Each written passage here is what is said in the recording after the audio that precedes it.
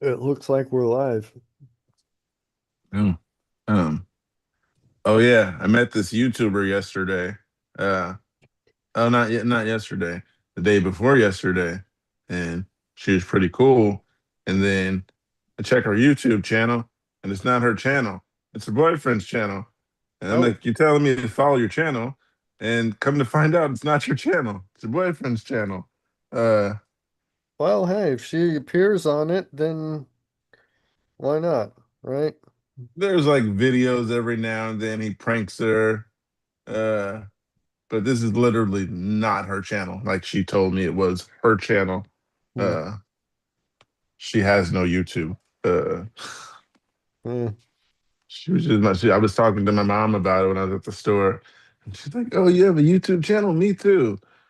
Not really, because you're just a feature time to time. But I believed her at the store. I was like, "Oh, I'll check it out when I get home." And like when you open it, the app, there's him, and it shows him hugging his girlfriend. Come to find out, it's just him showing off his girlfriend, his channel.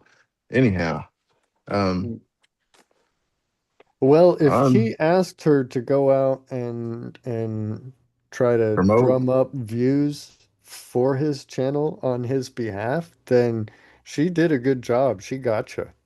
yeah, she did because my mother was not talking to her when she was like, "Oh, well, I got a YouTube channel too," and I forgot what I was talking to my mom about, but it was about the podcast. Uh, she was just like, I guess her boyfriend told her to go listen to everyone's conversation because when I she was not even next to us. And I was telling my mom the same stuff. She wasn't even like standing next to us when we started this conversation. She just stopped, and my mom was on my right. Then I look over, my mom's talking to somebody on her right. "Oh, you have a podcast?" And she's like, "Oh no, my son does. He does this, this, and this." Unnecessary because she didn't have epilepsy, is what I told my mom afterwards. But like I said, my mom's friendly. So That's a yeah, good thing. Being friendly is a good thing. yeah. I don't have any new followers, so I didn't follow her either. Uh, I didn't follow him, so yeah. Would you But have anyhow, followed if you saw the number on your channel go up by one afterwards? no. Um, Okay, so why should she follow you? him follow me. Well, yeah, she should too. Why Well, should if you she want me to either? follow, it could have been a follow for a follow, but she Right, needed to follow for me to follow back. Uh, right. And you didn't follow for her to follow back either. So why should um, anybody follow anybody? Who cares? Right? Respectful. Well, you um, got to it's like the chicken or the egg. Who's gonna follow first? Which came first, her follow or your follow? They're both waiting for the other to follow first.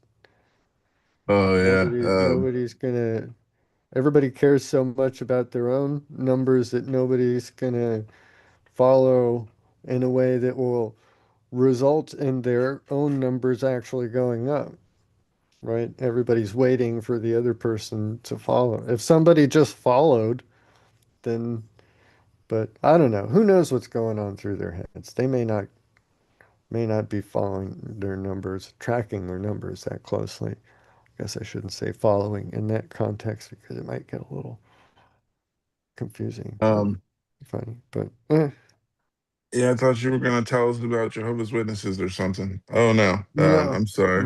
we were Rubik's Um, gonna cubes. the Rubik's cube. Yeah, you had that Rubik's Cube. I'm sorry. that I don't know where video. Jehovah's Witness came from. Oh yeah, never mind.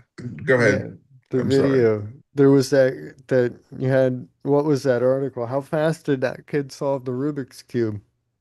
0.39 seconds. 0.39 seconds. Let me see.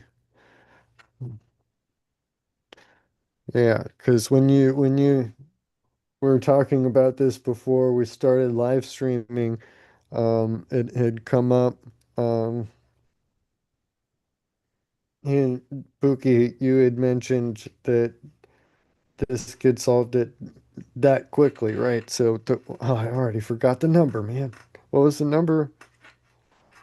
Point 0.39. 0.39. Okay, hold on.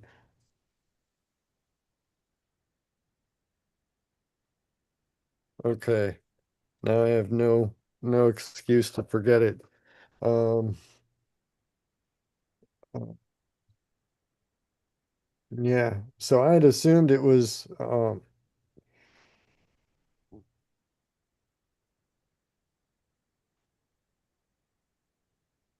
Yeah, 0.39 seconds. Took me a while to find it. But yeah, yeah, this I little had kitty's good with the Rubik's Cube. Or actually, you said that's not good because that's a 2 by 2. yeah. All right, you Um guys. Welcome, everybody. Good morning, everybody. Top of the morning. Or actually, it's not morning for most of you guys, just me. Um, oh, yeah, it's morning for Andrea, too, isn't it? It is 11 a.m. here. Yeah, that's considered a morning, almost noon. Uh, welcome to the In Season Podcast. Um, yeah. I didn't even ask how you guys. Oh, I did ask how Andrea's doing today. How are you doing, Mark? I didn't ask that. When I got here, you were gone uh, because of the gone. technical difficulties. Oh yeah, yeah, yeah. I don't know, audio not responding, something. Doing good. Pretty good. Yeah. Um, A little tired, first but thing, whatever. surprisingly enough, I'm not tired. I think my body's getting used to this. I woke up at like 7 something, like, is it time? And I was like, I need to go back to sleep. Give me an hour more, maybe hour and a half. It was just enough. But my body woke me up like ready for it, thinking I was late. Oh Um, no. right. Uh, Are you able to uh, roll over and fall back asleep when that happens to you? um, kind of, but not really. I'm kind of able to turn over, and then if it's quiet enough, maybe. But sometimes I'm just laying there for like 20 minutes and not fall asleep for the last 30, 40 minutes. Uh, yeah. How you guys doing out there? Everybody watching, press that thumbs up button. And actually, press the little bell because it'll let you know when we go live. So then you can get on when we go live, depending on what you're doing with your life. Um, Mm, but I got something here, Mark, that I thought mm, was interesting. There was a woman that sprayed a teen with some bear mace just walking through the city. What? Well, I didn't read the article, but I'm assuming she was just walking through the city on some random stuff. But it was 2 days ago, so oh no, Yeah, this was yesterday. let's hear it. Oh, That's nuts. it says according to the Overland Police Department, the incident occurred May 26th at a Dollar Tree in Overland. Police said Makia Steele, age not provided, sprayed an adult and a 15-year-old with frontiersman Max Bear and mountain lion attack deterrent, a type of pepper spray not intended to use against humans. The attack was unprovoked and captured through security cameras, police said. The victims were taken to the hospital for treatment after experiencing vision loss and difficulty breathing. Police said two adults and three other teenagers were also nearby in the store when Steele deployed the spray. St. Louis County prosecuting attorney office charged Steele with first degree endangering the welfare of a child and 2 counts of third-degree assault. She is in custody and is scheduled to appear in court on June 4th for a bond reduction hearing, following her preliminary hearing on June 23rd. Um, yeah, there's people out there just macing people for no reason. That's the thing that caught my attention. Uh, I thought, Indoors too. yeah, just Yeah. walking through a Dollar Tree. I don't know if they have those in the Dollar Tree, but I doubt that you can get a can of bear mace for $1. Just, Um, just, that's just my gut feeling. I don't think so. I don't know. mm, It would be cool, I guess. Cool. I'm curious to what her reasoning was for doing that. Like, did she even have a reason, or just I just want to see what this does? I'm just That's assuming ridiculous. unprovoked is just like just walking near somebody and I mean, even if Right. it if even they if weren't it was prepared. just want to see what it does, that would be her reason. So what is the reason? Why? Mm. And yeah, if it's for fun or yeah, curiosity or yeah, what the hell? I It's don't just know. screwed up. Yeah, Yeah, a kid. That screwed up part. that can definitely Blind cause someone, right? some yeah, well, I mean it's basically pepper spray, like a concentrated pepper spray. It has capsaicin in it, which is the chemical that makes peppers spicy. So just imagine rubbing hot sauce in your eyes, and that's approximately, the experience you would get from bear mace, you know, and rubbing the inside of your nostrils with some of it too, and Um, snort up because you're probably going to be breathing when she out of nowhere sprays you. Yeah. couldn't imagine. Uh, you ever been maced? No, thank Would God. you, Andrea? Me neither. Good. Yeah, on this list of today's articles, I got quite a few of these random dangerous women. Random dangerous women. Yeah, I got Is that another woman today's here. theme? It could be. I won't tell. I won't tell. Um, but I got this article here and it says more than 500 illegal firearms seized during Riverside County search. 45-year-old woman arrested. More than 500 firearms were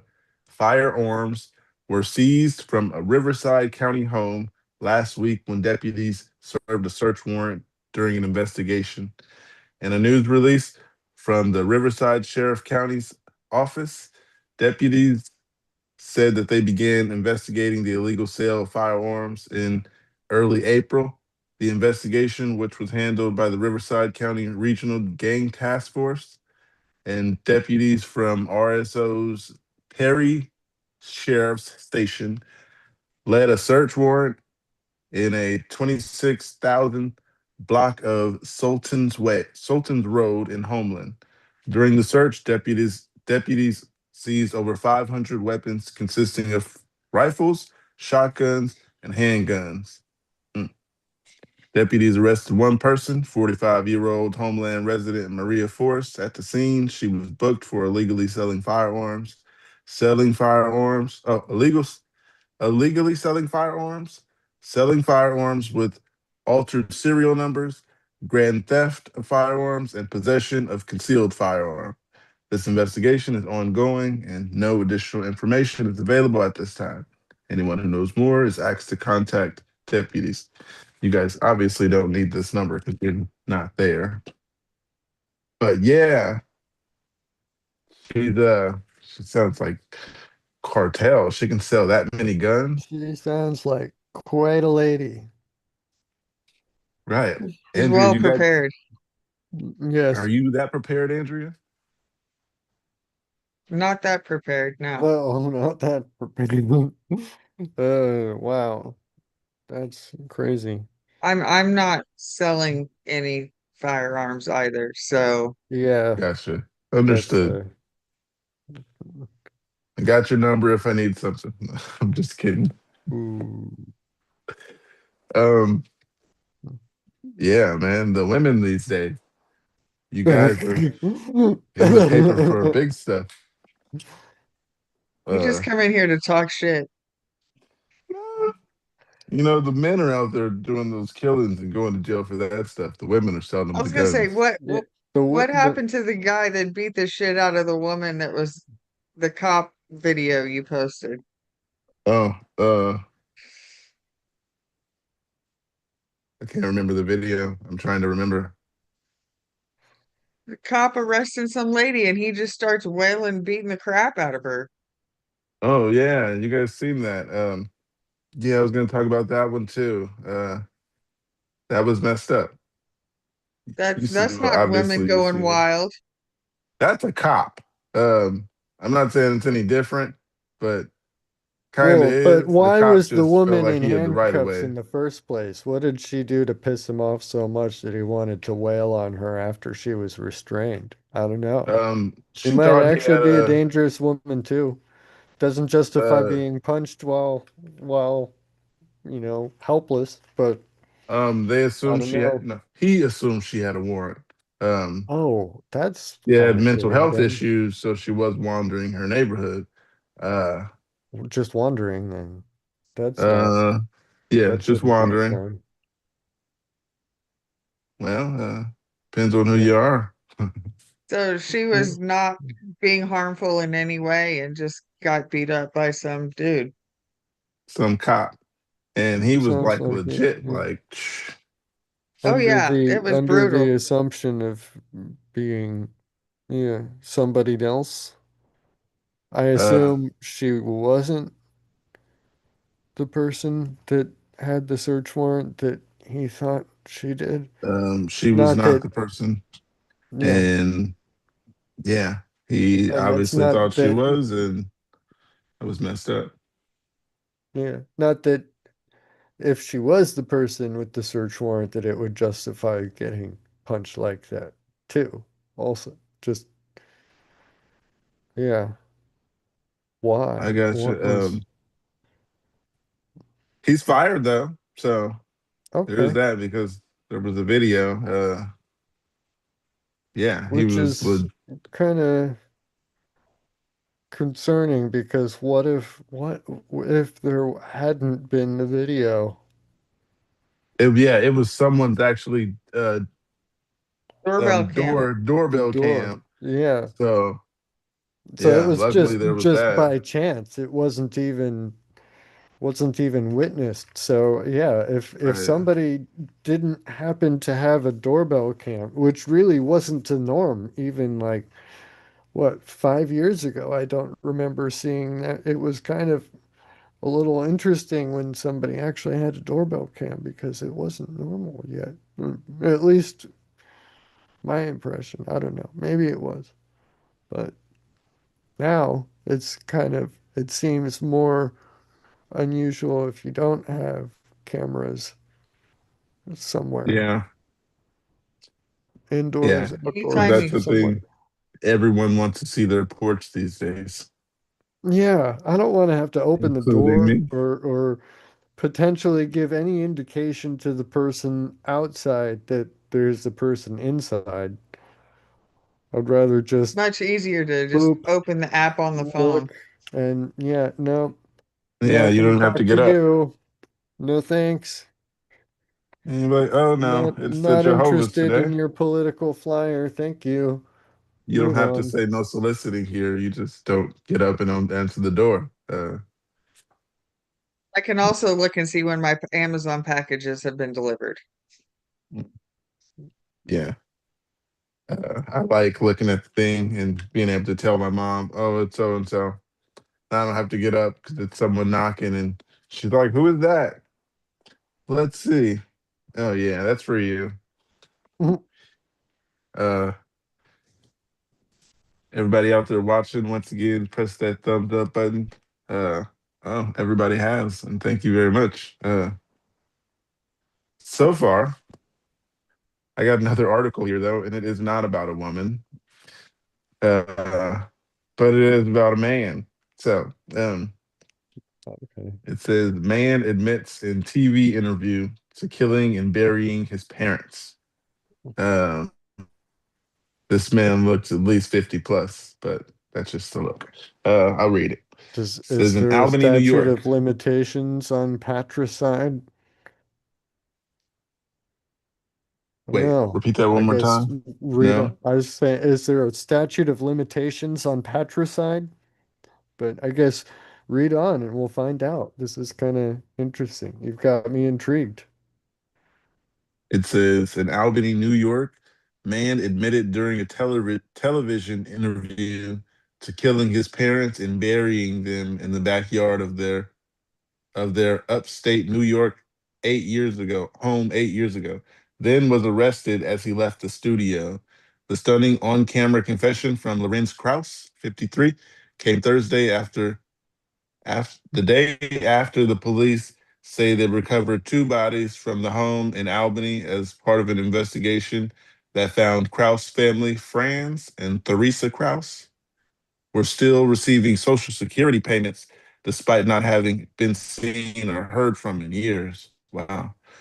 Lorenz Krauss contacted local news outlet CBS 6 and sat for a half an hour interview in which he described of the deaths as mercy killings for aging parents who were becoming more frail. They knew this was that this was for them. Wait, they knew that this was it for them, that they were perishing at your hand, news anchor Greg Floyd said to Krauss. And Krauss responded, yes, and it was quick. Krauss was initially reluctant to directly say he had killed the couple, but made the admission after several minutes of questioning from Floyd. Krauss and his parents didn't ask to be killed, but they knew they were going downhill, he said. I did my duties to my parents, Krauss said in the interview. My concern for their misery was paramount. Krauss said his mother had recently been injured from falling while crossing the road and that his father could no longer drive after cataract surgery. Krauss, who did not mention his parents having any terminal illnesses, was arrested moments after he left the television studio and has been charged with 2 counts of murder. A public defender entered a not guilty plea during a brief court appearance Friday. Krauss did not speak during the hearing. Hmm. You can say I'm innocent to something like that, but okay, I'll keep reading.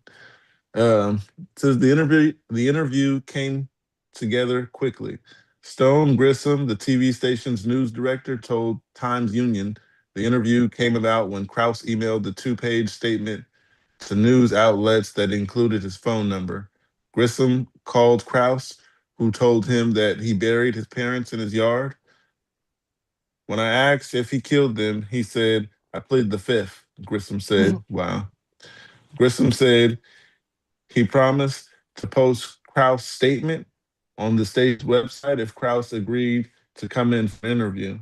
To his surprise, Krauss agreed and arrived within an hour. Wow. Grissom said he checked Krauss upon his arrival to ensure he was unarmed. A plainclothes police officer was also in the front lobby where the interview was conducted, Grissom said. He added that Floyd, just 10 minutes to prepare for the interview, I was thinking that I was on a mission to find the truth of what happened, Floyd told the Associated Press. During the interview, Krauss repeatedly declined to say how his parents died. Floyd wouldn't let it go and kept turning back to his most important questions. Did you kill them? 8 minutes into the interview, Krauss said he had suffocated them both and described how he did it. I did not prepare for this because it was thrust upon us with virtually no notice, Floyd said.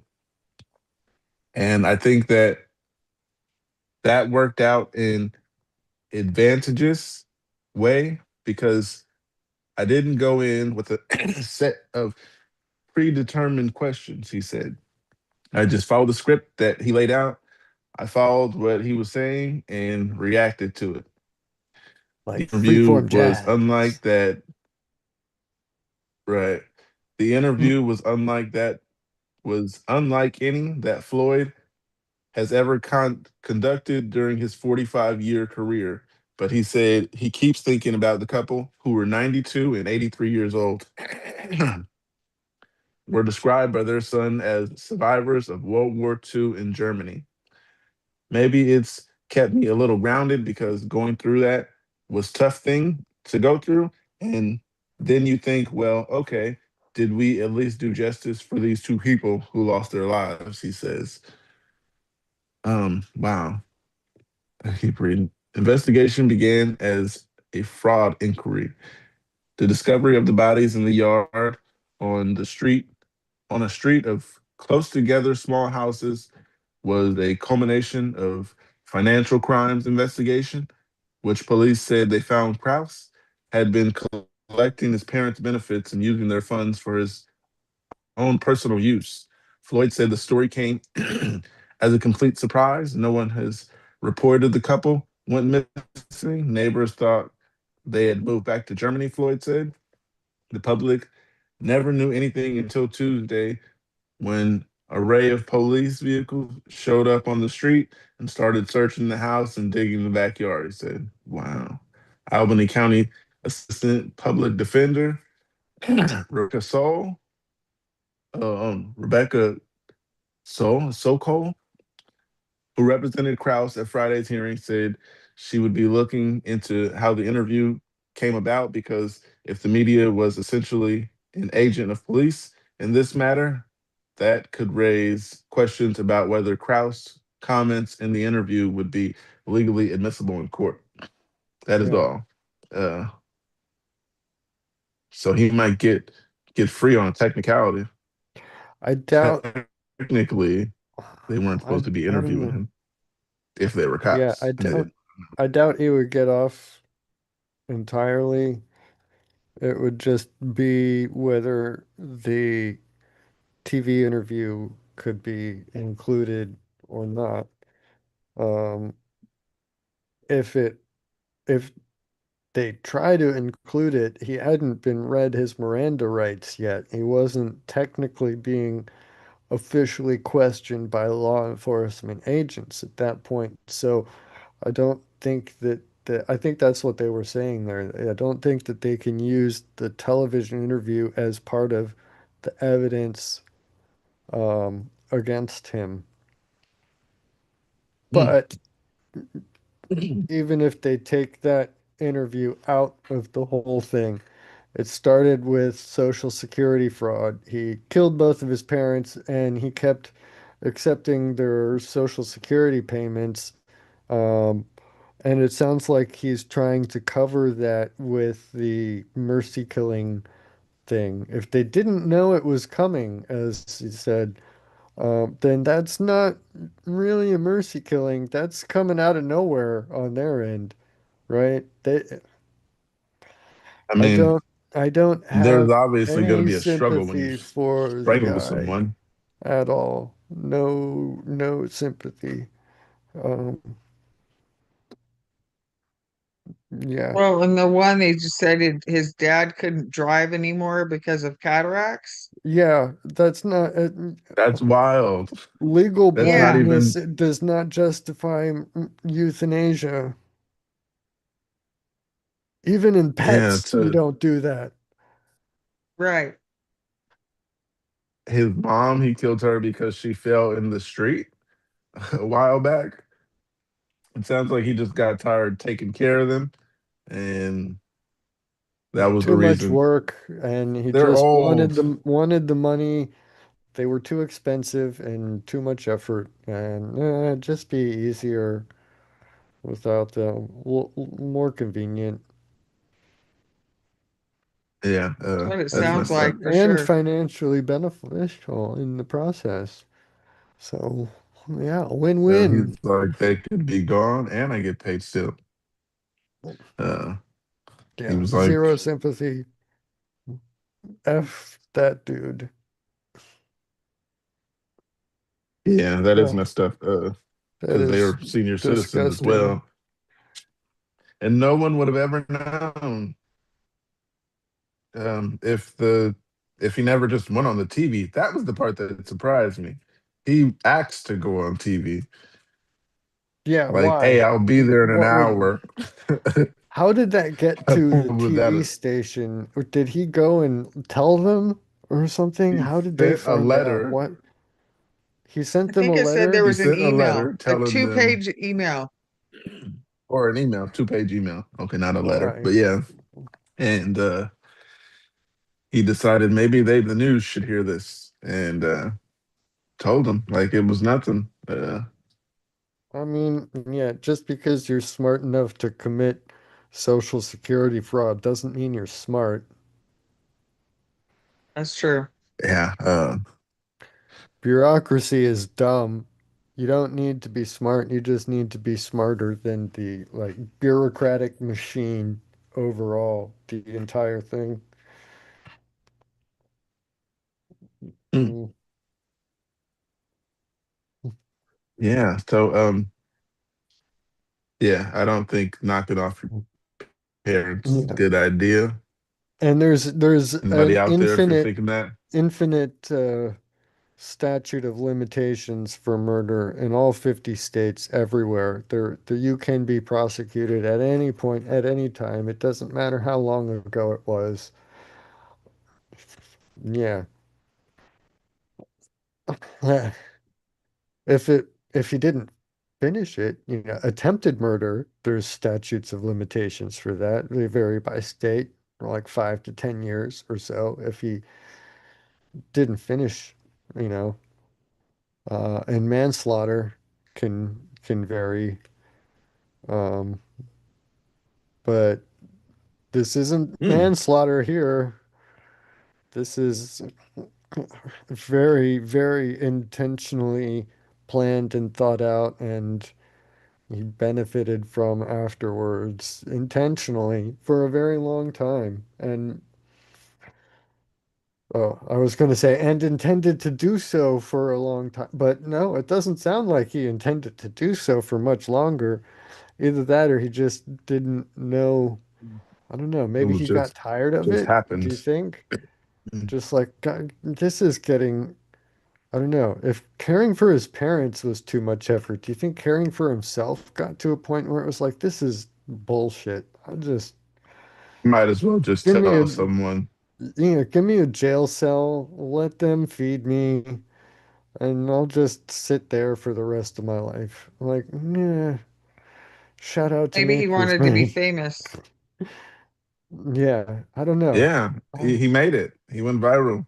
I mean, I That's why guess. I don't BTK know got Uh, his caught. name, though. I don't really care. I don't want to know his name just because if he wanted to be famous, I don't want to give him that. But uh patricide dude, I'll call him.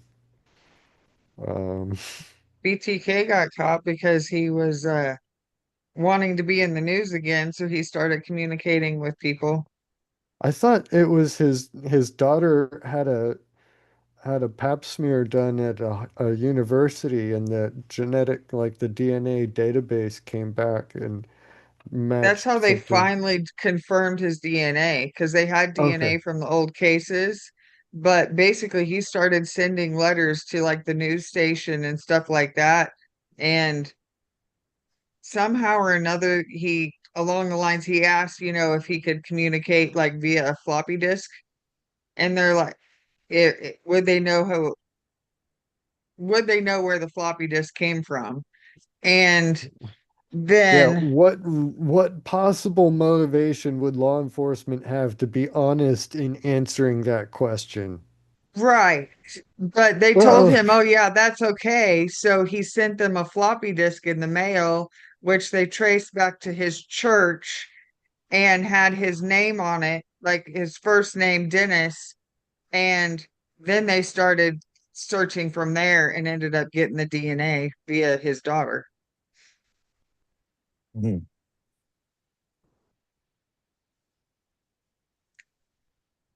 just I don't uh, quick side note I don't know why well, I don't know why it came to mind, but one of my favorite musicians, Steven Wilson, had a song that he made called Raider 2 that he said was inspired by the BTK killings and stuff. It was really good album. The whole album I think was kind of a concept album about serial killers and yeah, Such a kind of nice dark, topic to have a whole a album about. little dark. Yeah, it's a little dark, but it's kind of fun listening anyway. I don't know, but You it's say a it good was if Steven Wilson? yeah, Steven Wilson. If you're into like prog rock, it's kind of a bit darker, more intense than a lot of the 70s type stuff, but you know, it's kind of you'll see like those 10, 15-minute long songs in a lot of his albums and stuff. It's like, yeah, nice. I like that kind of stuff. Hmm. When they, oh, that brings to mind, there was one of those articles that I had read. I don't remember if we had talked about it before, but um, I saw an article about Western music and how Western music is Got it. becoming less complex. It's becoming worse, basically, less creative, more uniform. Um, I got it on my screen because they said Western music and I'm in the West. I thought it was quite interesting, but go ahead. You can read that one. Because you did send that and I started to read it a few minutes ago. But go ahead. yeah. And I think want to be clear when they say Western music, they're not like talking about country Western. You know, it's like Western civilization, you know, so Gotcha.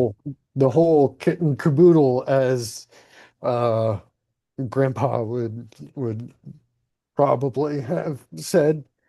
I don't know. Maybe. It sounds like it. Um, You got your article up and ready? I got it. I think, yeah. So yeah, the title says Western music is getting simpler and more repetitive by the day, and data prove it. I feel like they should have said data proves it, but I didn't write the article, so I don't know. Ever had that moment when a song comes on and it feels strangely familiar, like it reminds you of another song that came out just a few months ago? If you feel this phenomenon has become more frequent, then you are not imagining it. Science agrees with you. A recent study found that Western music, Western with the capital W, you know, yeah, is not only starting to sound more alike, but is also becoming less structurally complex than in the past. The team of researchers from Italy examined more than 20,000 pieces of music, tracing patterns from 17th century classical compositions through 20th century jazz and into modern genres all the way up to 2021. Pieces that were written 400 years ago, particularly in the classical genre, exhibit higher weighted efficiency. In other words, the music is not built around the same few patterns repeated again and again. Instead, it explores a wider range of note combinations with which makes it feel more varied, less predictable, and richer in structure. In contrast, modern genres like pop, rock, electronic, and hip hop, as well as contemporary classical compositions and jazz, which have long been associated with complexity, show lower efficiency values. They rely more on repeated transitions, with melodic and harmonic pathways becoming more simplified. Modern genres also exhibit very high reciprocity. The quick, repeated two-way shifts between the same pair of notes, with the move from C to G almost instantly followed by its return. The findings are published in scientific reports. Music is fluid in its construction, often molded by elements like the culture of the land, personal emotions, and social changes. In the same way, it has also served as a mirror to shifts in regime, social class, and technological advances. Before recording technology existed, music was an exclusively live and communal affair, an experience bound by time, place, and the skills of trained performers. New technologies shattered these boundaries, freeing music from the constraints of the concert hall. By the mid 20th century, vinyl recordings and cassette tapes had placed music directly into the hands of everyday people, broadening both its audience and its creators. Researchers wanted to understand how these shifts shaped music over the centuries. Instead of relying on listening alone, they turned to network science, treating each piece of music as a digital map, tracing how pathways between notes have evolved. So they gathered a massive data set of digital music files, um, which don't contain the audio, but the digital transcriptions that specify the notes, their timing, and their duration. They analyzed each piece of music based on certain parameters, including nodes, where every unique note was represented as a point on the map. The transitions between notes were mapped as edges, where a line was drawn whenever the music moved from note A to note B. They also measured the weight, which counted how many times a specific transition occurs. So if a piece frequently moves from note C to note G, that path became thicker. They also applied mathematical formulas to measure the complexity and variety of melodies and harmonies, as well as their unpredictability and repetitiveness. The results point to a clear shift. Modern music leaned heavily on a smaller set of repeatedly used transitions, leaving melodies and harmonies less complex than in the past. Different music genres have distinct melodic and harmonic structures. Over time, however, these differences have begun to blur, leading to a growing homogenization where genres lose their unique identities. The maps show that music composed between 1950 and 1979 struck a balance between complexity and simplicity, marking a transition between the more intricate earlier era and the simplified modern era. The researchers suggest that the technology dependent way we consume music today may play a role in driving this change. Music streaming and social media algorithms favoring simpler, more predictable music that is easier for a broad audience to consume might be shaping not only what listeners are exposed to, but the direction of future musical trends. So, there we go. What do you guys think? Um, I agree because the other day, uh, there was a song that me and my mother heard on a commercial, and I was like, "Oh, that's cool. They have that song," and she was like, "Oh no, that was the original." And I was like, "Who are you talking about?" And then she showed me the original, and that was actually a song in like the '80s or early '90s, sometime around there. Because she said when she was a teen, uh, late '80s, early '90s. Yeah. So yeah, that there's a lot of song was a Chris Brown song in the early 2000s, uh, when I was a kid. But the original song that they played in the commercial, they're starting to use those songs for commercials now. Um, yeah, I thought that was a remake, but the song that I heard was actually a remake because it was made before I was here. Maybe before I was here, depending on when it was made. Yeah, they're using these songs over and over, change the beat a little bit, just a little bit in certain parts, uh, or turn a certain beat into a techno beat, and everything's changing.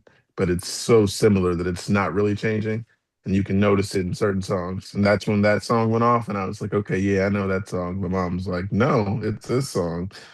Too much is they're using it over. They're running out of music. There's only so much music out there. yeah, They're just not there being was nearly as creative. In that.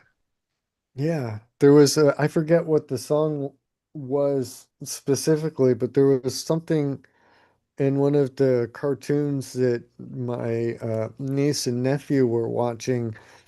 And he was absolutely insistent that this one particular song that I knew for sure was a cover from something back in the 70s. He was like, no, it's from this movie. This is where it comes from. I'm like, no. I pulled out the thing and showed it to him, and I'm like, here you go. He's like, yeah, that's the song from the movie. That's the movie's where it came from. Like, no, Okay. bro. He'll give him a couple years and he'll figure it out. But for right now, There are some arguments that just aren't worth winning. Uh, Ones with uh, kids especially are with the ones children. that aren't worth it. yeah, Yeah, that's why I said ones with kids are the arguments not worth winning. Uh, Especially with yeah, my daughter. The what if and but if. Um, yeah. oh my. There's no social prestige to winning Mhm. that argument, no, like that debate. Like, I'll let him think that. It was a good song though. This time, I think it was like a Fleetwood Mac song or something. It's a oh yeah, you got to Fleetwood Mac correct is him if classic, great. it's that song. classic. Like you know, definitely. But hey, it's cool that he loved it, right? But Right. yeah, it stuck out to me that the maps show music composed between 1950 and 1979 struck a balance between complexity and simplicity, marking the transition from the more intricate earlier era to the simplified modern era. Um, yeah,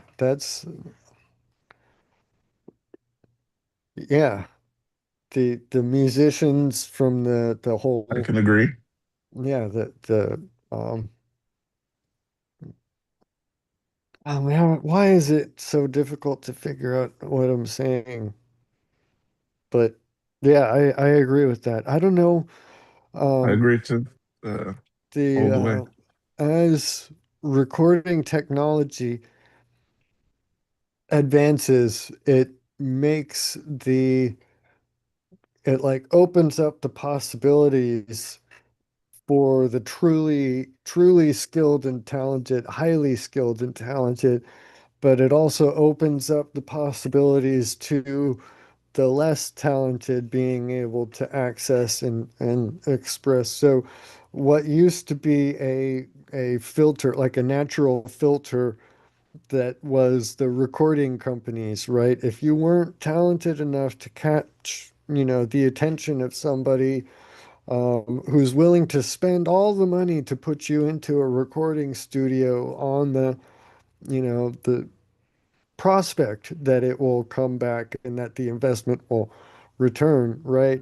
The recording studios were really expensive back then, and cutting all of the that, Hmm. it was not like today where, just digital mixing and everything, especially back when you go early, like 1950s and stuff.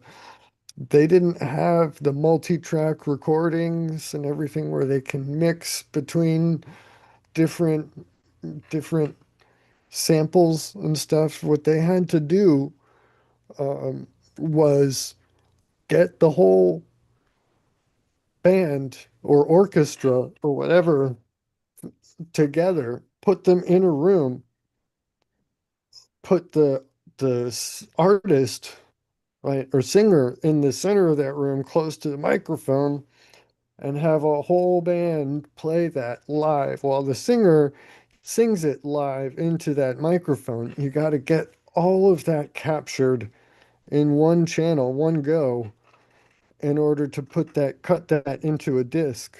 So you got to pay all of those expensive, talented musicians to come in. You got to pay for the time in the recording studio. It was expensive. And nowadays, um, any teenager with a computer can Cell go phone. with, like Pro Tools and whatnot. Probably not even Pro Tools at this point. You can use it on a Um, phone. yeah, yeah. Or I mean, go to some AI thing now, generative AI, and just prompt it. Say, I want this kind of sound like this band in this time or whatever and stuff. Um, which is not to hate on people who feel that they are that their creativity is expressed in that, but that compared to um the um, like riskier um, sort of uh, investments that were necessary back in the day. That's yeah, the you naturally had to pay much more talented um actual like virtuoso performers to do it all live right there. So um yeah, You had you to gotta actually know how to play an instrument. yeah, nowadays you gotta and there's a lot of people who do and do that really well. I mean, YouTube is replete with, bedroom guitarists and stuff. It's been a whole revolution. There's some incredibly talented guitarists, bassists, well, those are kind of the instruments I find most interesting given the genres I kind of prefer. So I'm sure a lot of other instruments as well, but it seems like guitar, bass, keyboard, and like digital sampling and keypads and stuff are the mainstay of modern uh, bedroom studio type things. But um, yeah, if you're super like truly super talented, there's a lot that a single person can do. Just like have you seen um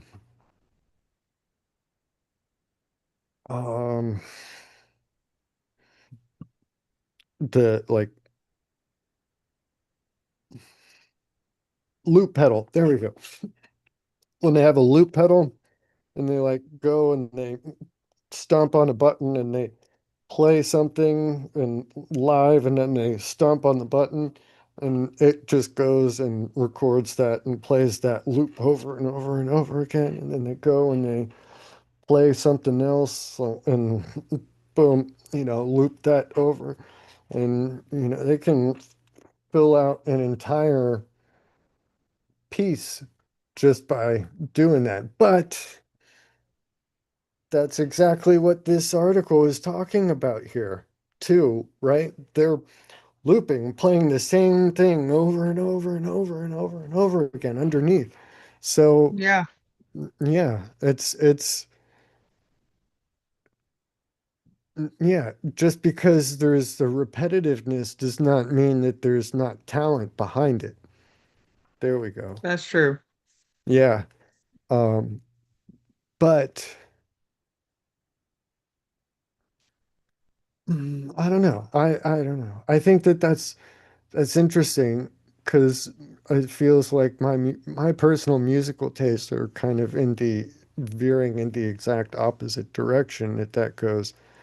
Um, the whole progressive rock, progressive metal mm, field is a lot less, you know, repetitive, a lot more adventurous, not afraid to boom, abrupt change, but still connected in some way if you focus and look at it and stuff, kind of inspired more by the compositional styles of the yeah, previous composers, 18th century composers in particular. The Enlightenment era had some pretty good people, pretty cool guys. Um, yeah. But I mean, Yeah, one early 20th thing. century too, jazz had has a lot of influence on modern, current modern progressive rock and metal, which a lot of people are like, what? When they hear metal is, the extreme metal is influenced by jazz. They're picturing like just I'm like, really? I'm like, well, yeah, really. If you get past the growl and look at what they're doing, you know, Snake detaching jazz. detaching the concept of the vocalist as essentially a melodic instrument, right?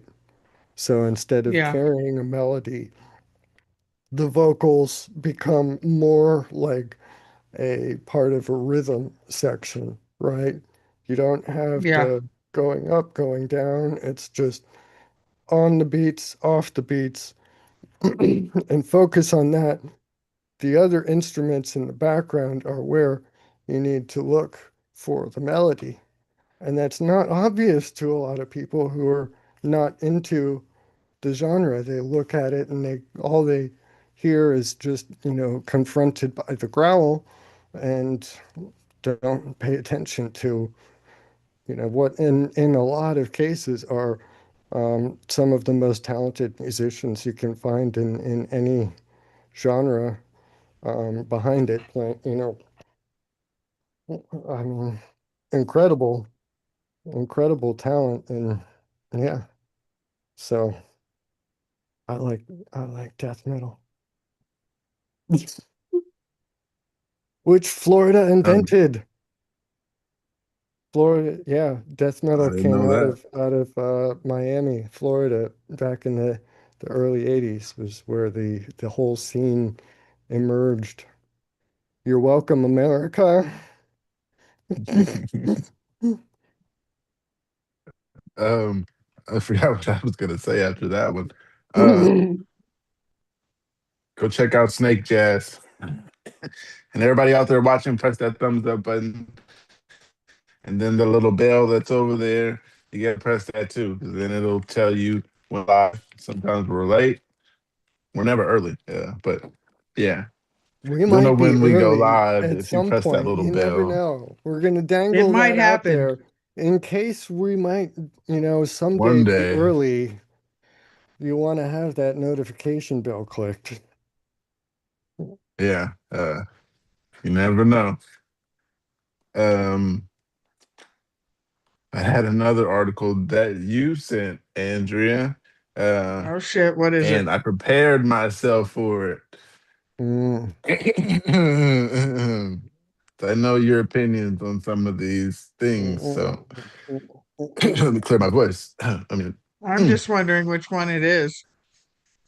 she faced a life-threatening miscarriage under Arkansas abortion ban.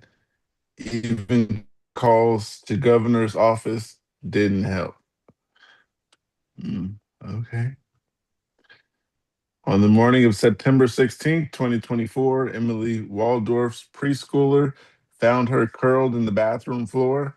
Waldorf had felt a strange pressure during a shower, like a balloon bulging from her vagina, and was now bleeding. I can be your pillow, mommy, her daughter said, nuzzling into her neck. Waldorf was 17 weeks pregnant. She and her husband, Justin, dropped their daughter off at her grandparents and rushed to Washington Regional Hospital in Fayetteville, Arkansas, where Waldorf worked as an acute care physical therapist. In a dark room, the doctor pointed to an hourglass shape glowing on the ultrasound screen. There was her amniotic sac. I think I said that right too. You did. That was her. Okay, yeah, good. I said that right on the first time. There was her amniotic sac funneling into her dilated cervix. Dilated. Um, okay, okay. Doesn't look like dilated. It looks like I'm gonna dilated. learn a bunch of new words today. Yeah, okay. I just So know how the funneling, doctors pronounce it to me. So, gotcha. Yeah, dilated, like your pupils, when your pupils get big, wide open, dilated. So the Yeah. Let me cervix keep going before we dilated, forget where we're at, opening, Mark. that's the process that happens when, during birth begins to let the baby out. I know So, I've seen that quite sometimes, but let me keep going. okay, sorry. Says funneling into her dilated cervix, there was a tiny, there was their tiny daughter's foot dipping out. Your body is about to miscarry, the doctor said. Three doctors gathered and told the couple that the longer Waldorf cervix remained open and her uterus exposed to bacteria, the higher her risk of developing a threatening infection. The standard the standard of care, they explain, would be quickly empty her womb, but they couldn't do that. One doctor said apologetically, sighed deeply. The baby still had a detectable heartbeat, and stopping it would run afoul of a state abortion ban that snapped into place after Supreme Court overturned Roe versus Wade in 2022. Violations carried penalties up to $100,000 in in fines, and 10 years in prison. They needed to wait until Waldorf went into labor on her own or showed signs of dangerous infection or until the fetal heartbeat ended. Our hands are tied behind our backs, Dr. Aaron Large later told her, according to a journal Waldorf began keeping on her phone and shared with ProPub- ProPublica. Tell your friends to vote differently. Okay.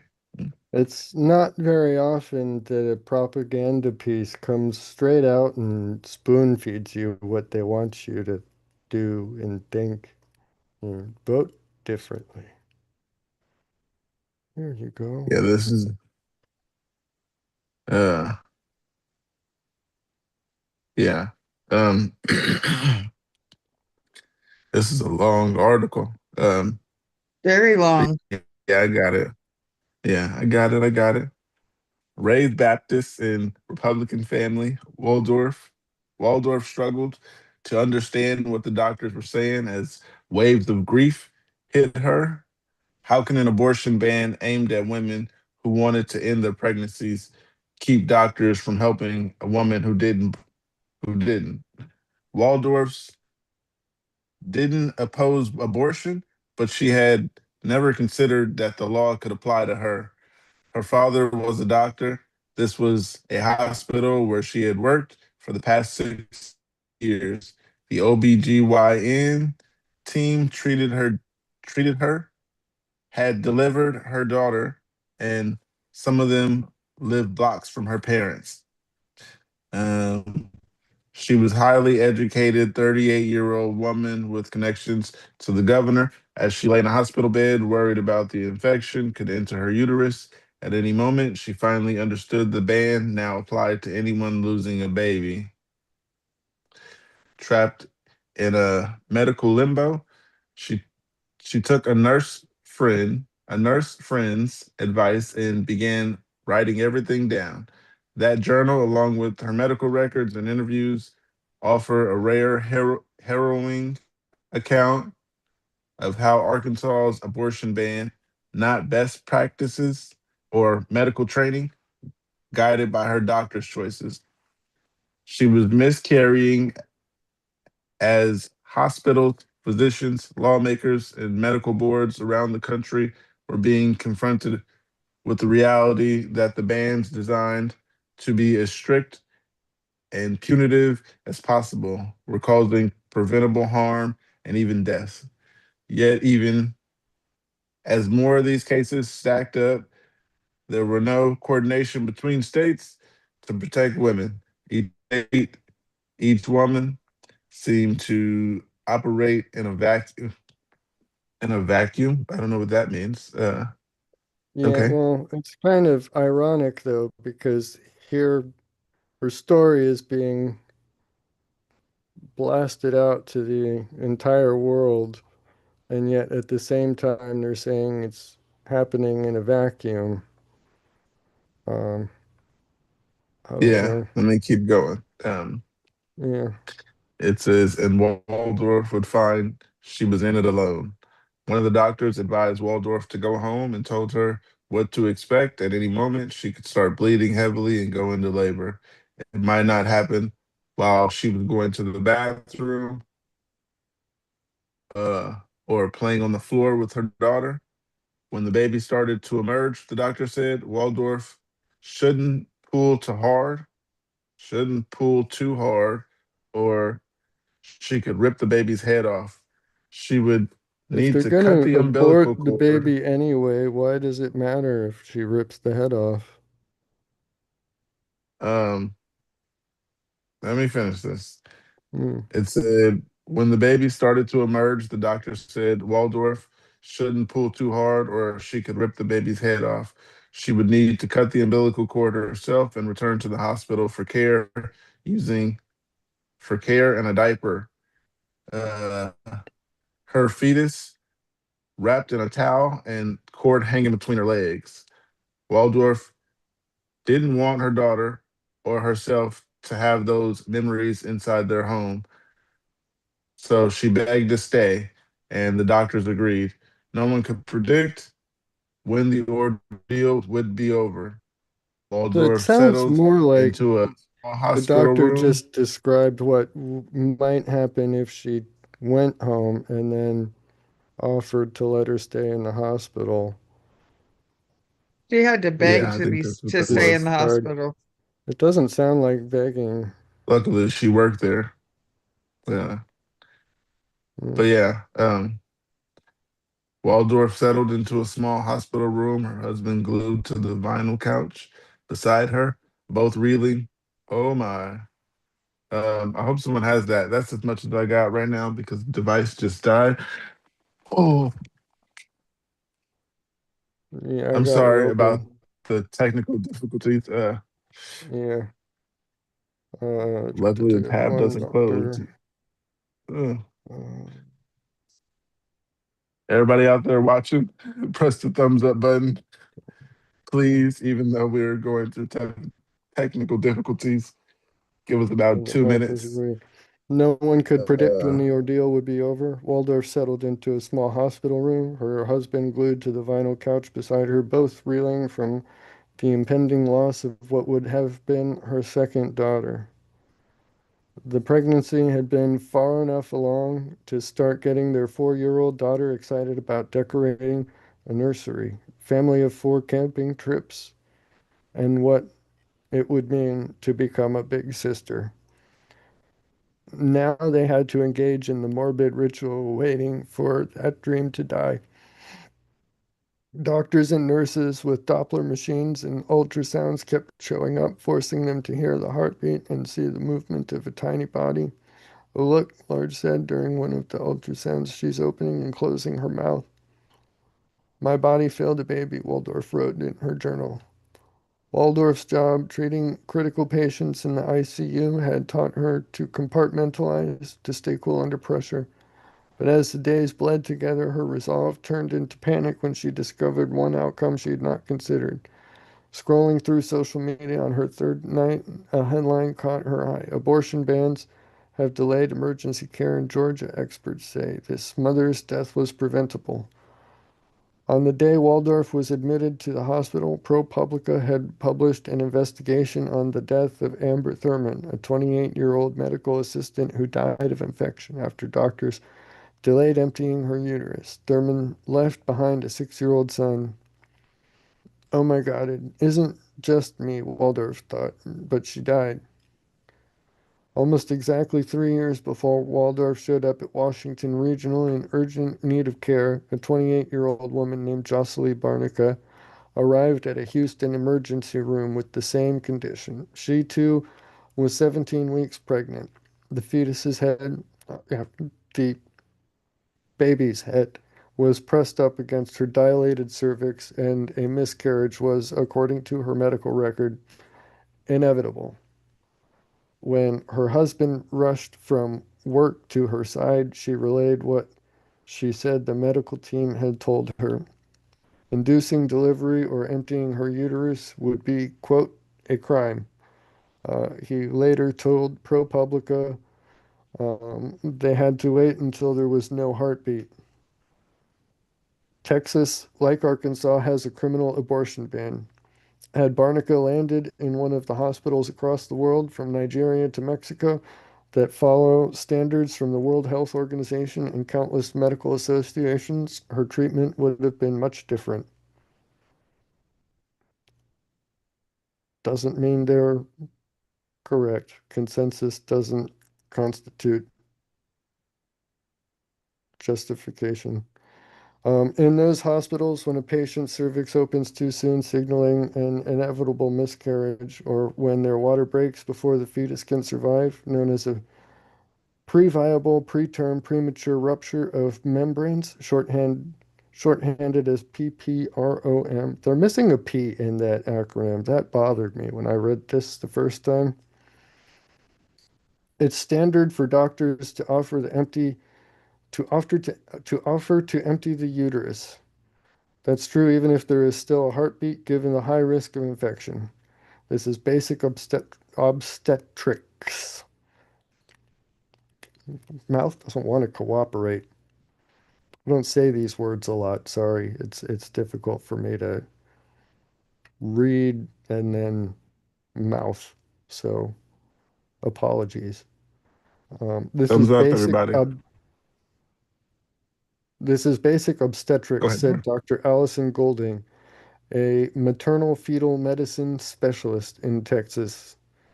Quote, everyone should know that you have to provide an abortion in these settings or women can die, end quote.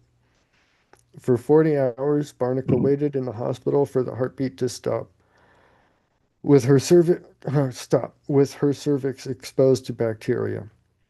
She died 3 days after she delivered, ProPublica reported in October 2024. The cause was a deadly infection. The hospital declined to comment on Barnica's case, but yeah, well, they shouldn't. But said that, quote, our responsibility is to be in compliance with applicable state and federal laws and regulations, end quote. And physicians exercise their independent judgment. The doctors involved did not respond to requests for comment. Her death and those of 6 other women in 3 states over the next 3 years brought into sharp focus the consequences of the bans. Because the law's exceptions for medical emergencies are vague and have rarely been tested in courts, liability conscious hospital administrators, lawyers, and doctors have sometimes put legal concerns above their patients' well being. So, I just want to stop there because when I read that the first time, that bothered me. It sounds like it's How not the so? law that's stopping them, it's the lawyers, the hospital administrators who are not allowing it to proceed. They're not proceeding forward following the law because they don't want to test the boundaries. They don't want to, which I understand, right? It makes sense. But in that case, it's the doctors making the decisions in their own best interests to not offer the care that she needed, right? They don't even Yeah, give the possibility because they don't want to be held criminally liable, just in case, right? They don't want to proceed with that whole through the courts, right? That makes sense. But if they truly yeah, believed in what they're saying here and what they're actually pushing with what they're implying in all of this, then they should do it anyway, right? If they value life yep. that much, they You're should, on mute, right? If Andrea. they follow their oath to do no harm, then sitting back and waiting, sitting on their asses because they don't want to face potential legal consequences. That's not doing no harm. But that's the law. They have to Right. sit back on That's their the, ass right now because no, of the they abortion don't. ban. They don't. No, they don't. How? Here, because the law has exceptions for medical emergencies. So the law has exceptions for medical emergencies, right? They're vague. Not all of them, Okay, because they're they're vague. required to Hold wait on, till they're the heartbeat vague. is gone. They're vague and have rarely been tested in courts, but there are exceptions for medical emergencies. There are exceptions for doing it even with the heartbeat, right? For medical In some emergencies, states. which this is what it sounds like. She is in the midst of a medical emergency.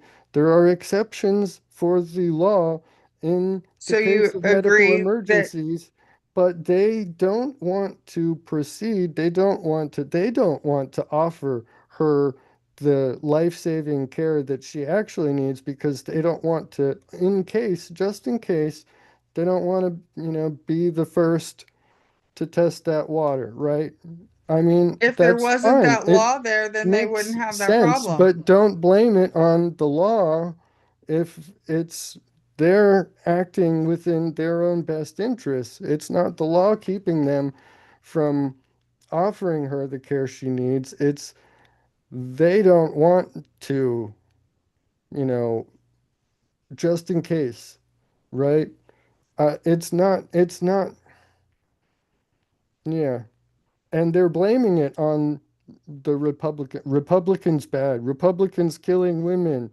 It's the hospital That's the way you look administrators, at it. it's the lawyers, it's the Everything doctors goes back to who politics. are, they don't want to, just in case He's dragging they it get back to it. politics, not me. I just think that Yeah. doctors should be Uh, allowed to No, provide the care that the article is political. It said up at the very beginning, Republicans bad, vote differently. The whole thing is that political was from the very beginning. I mean, that's I'm why I into that. said this is like a propaganda piece. It's not often that they spoon feed you exactly what they want the end this result of the keeps propaganda to happening be. and women are But what dying. they're saying, 6 cases over 3 years, so two a year. These are extreme outliers to the case, and there are still exceptions that they don't want to test. She So what had I'm to go saying to is, another state, 2 states away. She had to go from Texas to Kansas to get the care that she needed. um, Because they so don't want to test. And Okay, then but she there's had some, so what I would say here, so there are mm, exceptions for medical emergencies that are vague. They haven't been tested, but I would say that the vagueness of the law is a feature, not a bug, because you don't want to make everything so explicitly constrained that the letter of the law cannot allow some sort of flexibility and judgment on the behalf of the doctors, right? They need some okay, sort of judgment, so they can't say it's in these particular medical emergencies only, because what if they're accidentally excluding some other medical emergency? In that okay, case, the listen, law would be poorly written, but in this case, the vagueness is a feature, and the so medical administrators are the ones not following the law, not uh, offering the life-saving care that she needs because they don't want to risk being, you know, charged for whatever, I get that they don't want to be held criminally liable, but that's when you start moving it up through the court system and challenge it as illegal, right? That's how Roe v. Wade came in place, right? This is a whole different approach to that same concept, but you don't you don't blame the law for the doctors not wanting to risk being, it's the doctors who don't offer. They're not offering her. They're saying we can't risk it. We don't want wait, to potentially have a lawsuit, okay, or well, no, in this case it would be criminal. there's been she had to roughly a leave to get the 5.6% increase in infant mortality in abortion banned states translates to an estimated 478 excess infant deaths, with Texas driving a significant portion of these numbers. Rise was How driven much heavily by variance is there in those numbers from a year to year basis anyway? These things fluctuate generally, so I don't okay, let know. me A finish, please. 5% is within most sample Maternal size. pregnancy associated mortality research in the American Journal of Public Health, excluding COVID-19 data, identified a potential 9.2% increase in pregnancy associated deaths in state with abortion bans. Another report examining Texas specifically noted a significant spike up to 56% in maternal mortality in the first year of its ban. It's killing people. Yeah. So They. Mm, why is there only 6 cases then in this? If it's a jump of 56%, then there must have only been one a year before that, and now there's two. That's a 56% increase, but that doesn't mean that it's Multiple people a have died massive because of these problem. laws. I mean, I would need oh to wow, know I how didn't know many that. before, Yes. and I Multiple don't women know, have died because they could not access the emergency medical care, period. because they weren't offered, because the doctors don't want to risk. Most likely because of, and the reason the Right. doctors don't want to do So it it's is the because of the doctors. It's law. the doctors who aren't doing it. No, They don't the want to go doctors and want to potentially do get it, but they charged. can't do it because there's a law that says Okay, Uh, I they're see not what you're allowed to saying. or they're going to go to Yeah. jail. if the law has exceptions for medical emergencies, then the doctors' judgments are what determines a medical emergency. And if they're saying this is a medical emergency, but we're not going to do it because of the law, then it's not the law, it's the doctors who I don't think you're want reading to into it follow what you that want law to. in the same this in the spirit. I don't. Mm, okay. Uh, You're looking at this from your specific viewpoint, but I'm looking at No, it as I don't think people should be having abortions, but I do think that the law should not have anything to do with the doctor's ability to make decisions on the behalf of their patients when it comes to receiving the care that they need. But the hence doctor's hands are hence the being tied, vagueness in the wording of the law, so that it allows a degree of judgment on the but they doctor's part don't for medical emergencies. So then it's the doctors who are not following the law. They're not engaging in life-saving treatments in the case of a medical emergency because of their own judgment, because they're saying this is a medical emergency, but because somebody's even going to come though and it's put them in allowed in the case of prison medical emergency, we're not gonna follow that because no, that's not.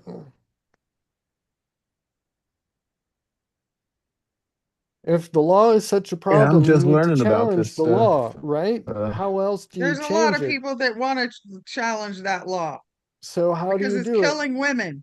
How do you do it?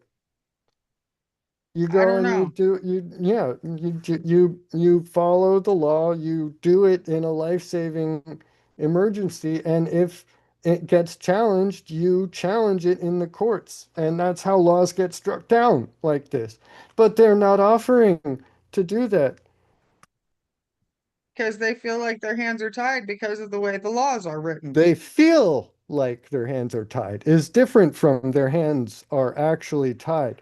There is exceptions for medical emergencies, Very few, and the because doctors the are not. exceptions apply when there is no heartbeat. If there's still a heartbeat, the woman is just fucked and has to deal with the consequences of it. No, the laws exceptions for the law. It's exceptions to the heartbeat law in the case of medical Not this time. emergencies. Are you sure? Yeah, from what I'm reading, yeah, I just feel like they didn't want to lose their What are jobs, you and reading though? Are you reading what people the are same telling you the article. law I is, or mean, are you like, reading the law? We should pull up the actual law and see if that's what it says, because I don't believe they necessarily vary by state. take some news outlet or somebody's word for what something says, like some law says. Check out the law itself. because people can say Uh, this is what the Send law me a link for is, that. and I can say the law says I can, I can murder whoever I want because I'm, you know, autistic, whatever, arbitrary, so what? That doesn't mean that's the law. It's I don't know, it's stupid. You got to check things out for yourself. So what does the Arkansas law say? Are the exceptions to the heartbeat law, or are the exceptions, what are the exceptions for, if not for the heartbeat, right?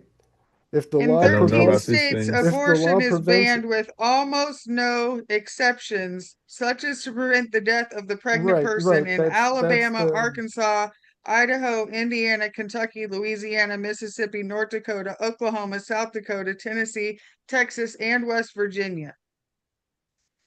right. Basically, Great, after great six summary, weeks, but we need to see what the actual wording of the law says in Arkansas in this particular case, because that generalization really doesn't mean that it's true.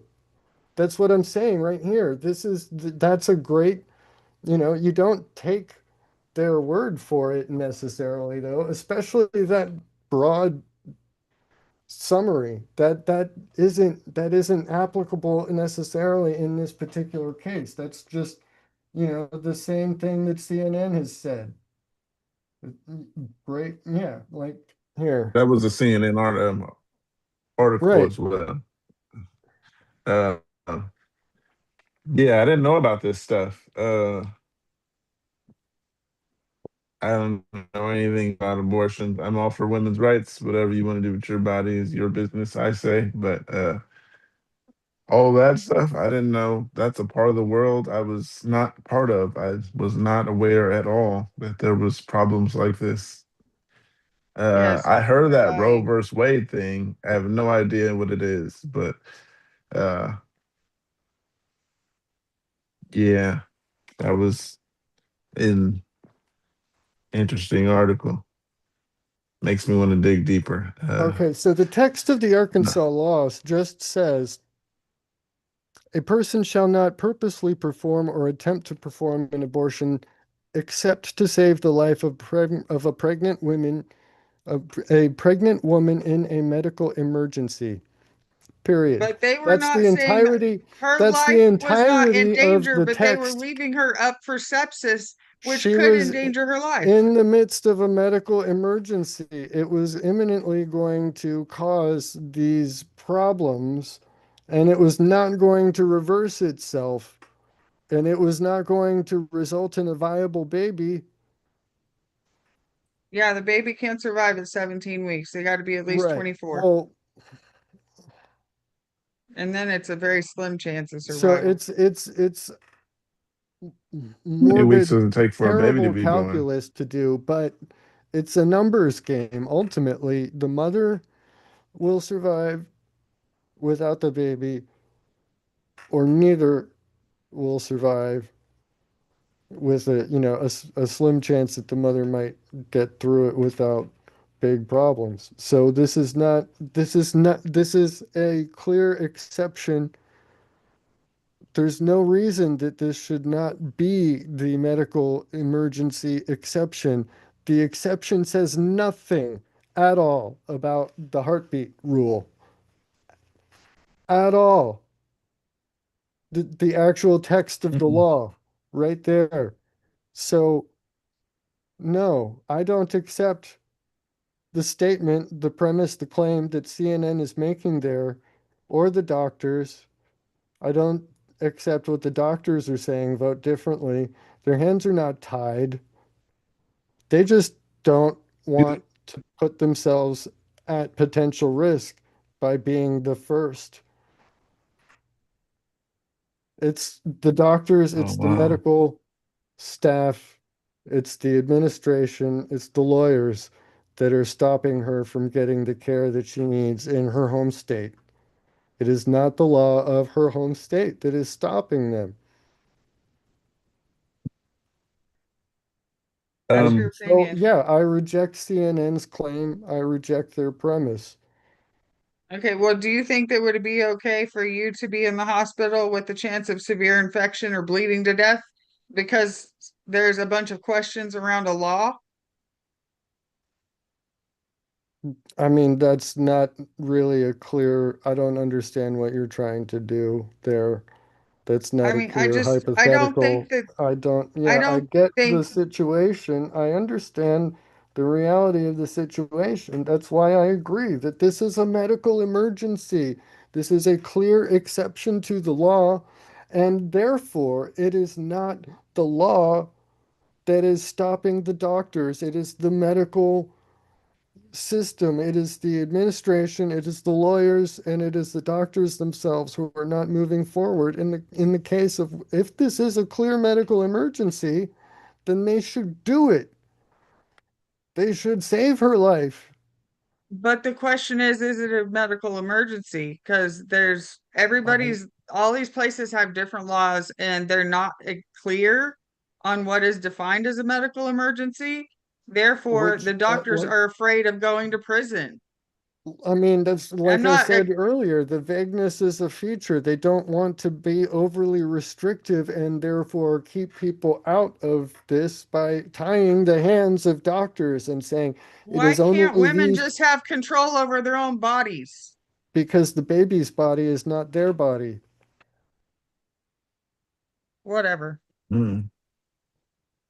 Um, I never knew I'm gonna anything was have to going step on with away in a this. minute because the guy's coming to install my thermostat. He'll probably be here in just a minute, so I'm probably gonna step Okay. away shortly. I don't know when All he's right. gonna come knock on my door, but Mark, you send me an article you can read. Are we? I don't know. I feel like this is a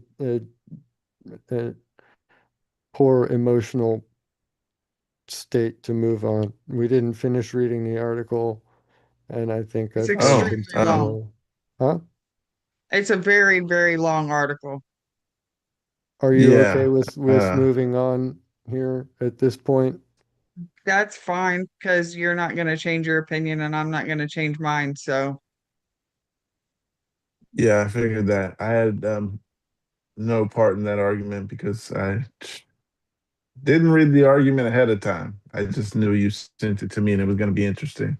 I was like, let's see what happens. And I still don't think that the government should have any say in women's choices over their medical care. Period. Just like I don't think the insurance companies should be able to decide what care a person needs. I believe that human life is sacred at any and all stages of development and therefore should be protected equally under the law. I um, understand that.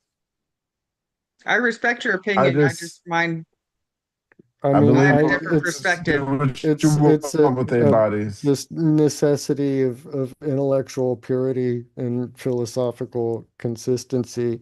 I can't, you know, it's a terrible position to be in, and I recognize and appreciate that. I don't mean to be heartless, but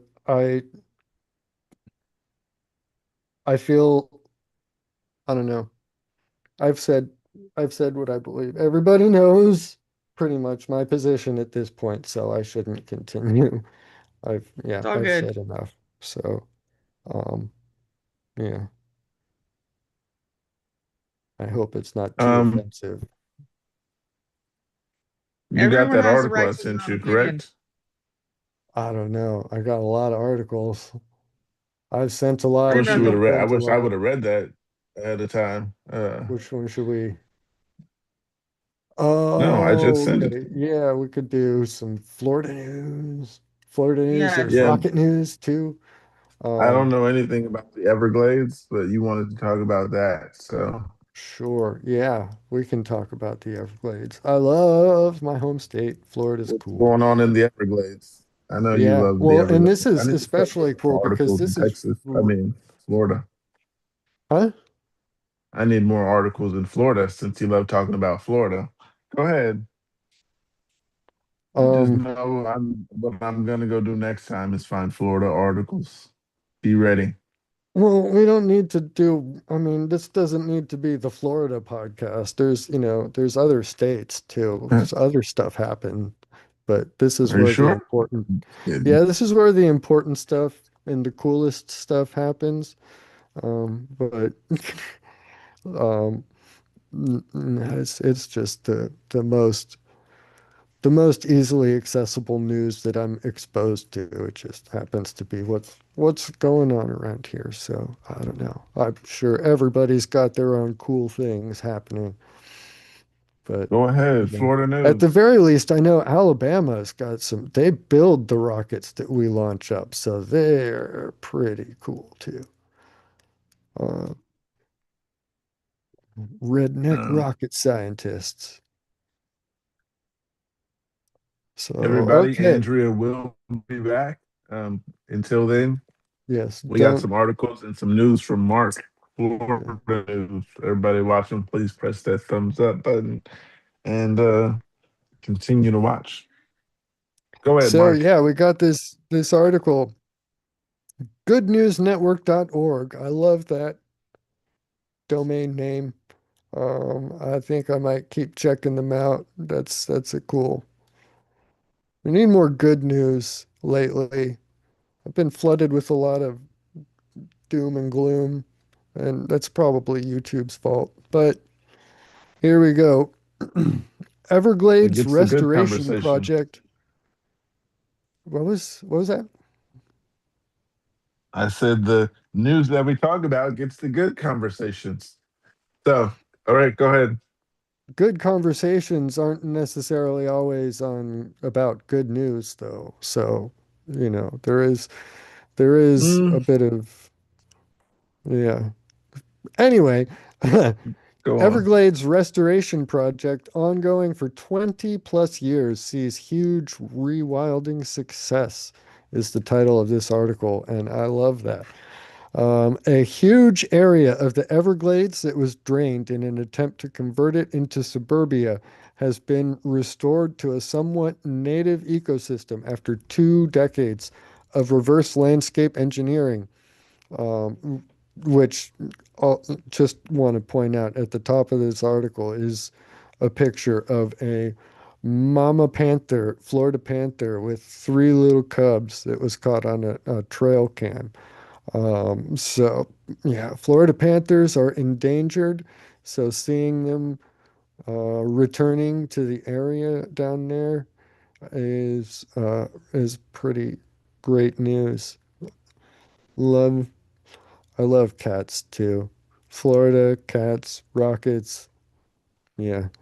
Um, Pecan Strand is a big, almost perfect rectangle of South Florida wetland located northwest of Everglades National Park, northeast of Thousand Islands Natural Wildlife Refuge, and west of Florida Panther National Wildlife Refuge.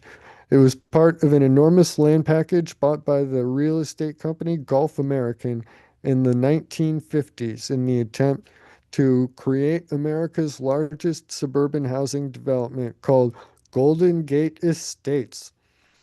That is right where I used to live when I grew up. Golden Gate Estates, that is, yeah. When I've mentioned in previous Zoom podcasts and stuff talking about the like the epilepsy and everything, I think I've mentioned I had a heart condition that was caught recorded when I was a child, and I had to have surgery for it over in Miami. Um, but the fire station that my mother took me to when I was having that heart condition, the EMTs that hooked me up to the EKG machine and drove me over to the hospital were at the Golden Gate fire station right there. So that is right in my old stomping grounds when I was uh, growing up, high school age. So it's like it hits close to home, this article. Part of why I'm so excited about it and have so many side Yeah. comments. But Their effort to tame the swamp failed, even though substantial landscape alterations were made to try and dry out the area. Pecan Strand is 2 feet average lower elevation than the Golden Gate Estates land to the north, and this little difference made it virtually impossible to prevent flooding. The company went bankrupt. One of the first projects identified and pursued by conservationists working under the Everglades Restoration Plan of 2000, Pecan Strand has changed a lot over the years. Since 1985, conservationists have been buying up all the private, often unbuilt on land that Gulf American had managed to sell. It was tedious lawyers' work, but by 2004, it was all consolidated into a conservation package. That is literally the year my family moved out of the area. So, yeah, it's like, yeah. Anyway, Gulf American built 4 large canals to channel water off of the land they wanted to develop, while the earth and stone they churned up was used to crisscross the area with causeways atop which ran roads. There were the first targets. These were the first targets for groups like the Everglades Foundation, the Conservancy of Southwest Florida, and the Army Corps of Engineers. The hydrology of the Everglades is defined by water flowing across the once 7 million square miles, all in the same direction at roughly the same snail's pace, a phenomenon described as sheet flow through a quote river of grass. Huge areas remained flooded all year, and plugging the canals was the first step towards restoring the natural hydrology. To restore this, the canals were torn up and the materials were chucked back into the canals, uh, where from whence they came. Pecan Strand is as good a place in South Florida is yeah is as good a place in South Florida at there is in terms of getting back to what it was before. Michael Duver, Duver, Duver, Duever, Duever. I'm sorry, Michael. Um, Duaver, it looks like. Duever, yeah. Um, Wait, spell it again. Duever.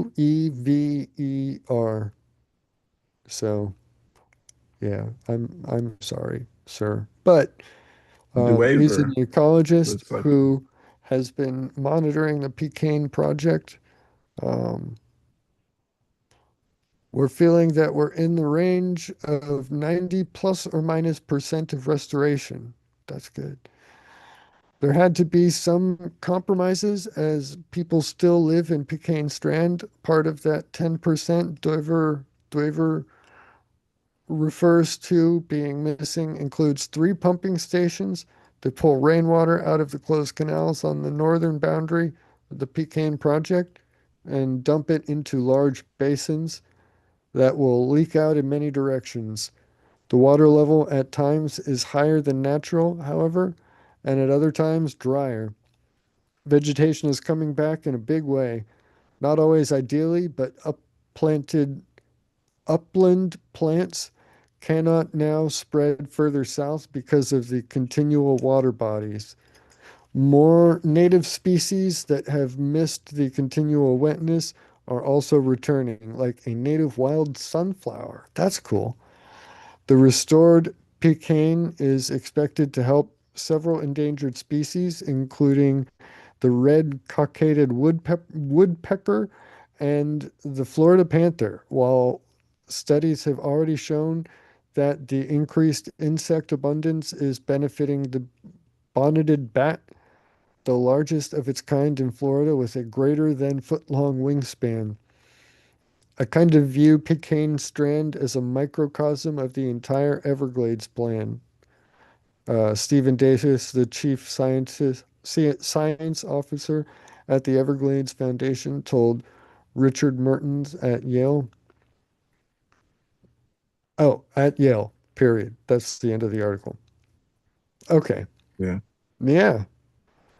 Um, cool. Fun stuff. The woodpecker, I remember those woodpeckers. Little Do you red think that the what are they called? Um, those cats. I forgot what the name of them are. Panthers, Panthers? Florida Is that? Panthers. Yeah. Yeah. Are they like trying to repopulate, or are they just over with? Yeah, I mean, uh, The numbers are gone. yeah, they're not in the area where I am right now. Florida panther is the state's animal. Very Oh, did cool. not know that. Got an apex predator. Oh yeah. It's a North American I've cougar never been. population in South Florida, lives in pinelands, tropical hardwood hammocks, and mixed freshwater swamp forests, according to the Wikipedia overview. It's T1 at risk, critically imperiled, according to NatureServe. So yeah, endangered, uh, more than Everybody out threatened, there but watching, not press that extinct. thumbs up. Thumbs up if you like Um, Florida Panthers. thumbs up if you don't like the Florida Panthers. Yeah, that too. But Um, so if you look at the peninsula of Florida, well, here I can. Mm, yay! Whiteboard time, finally. Um, so you've got the panhandle sort of, and then it comes down, and then there's a little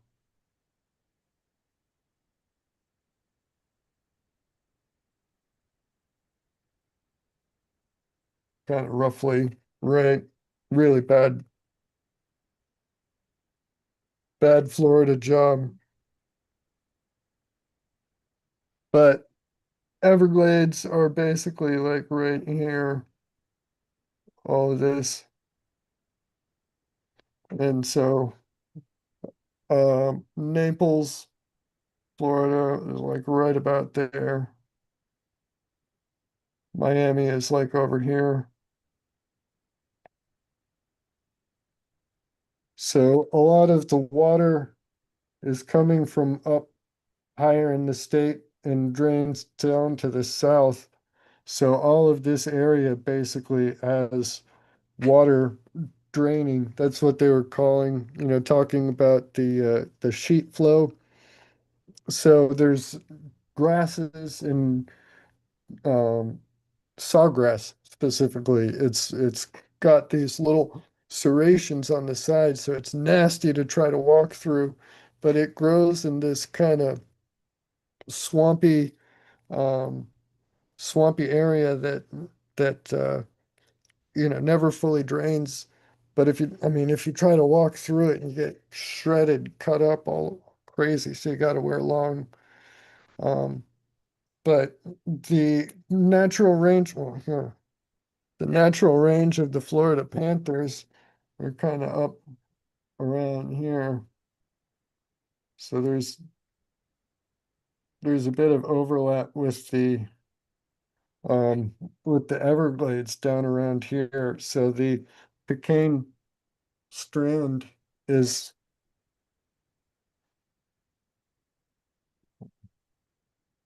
Pecan Strand is like right around here. This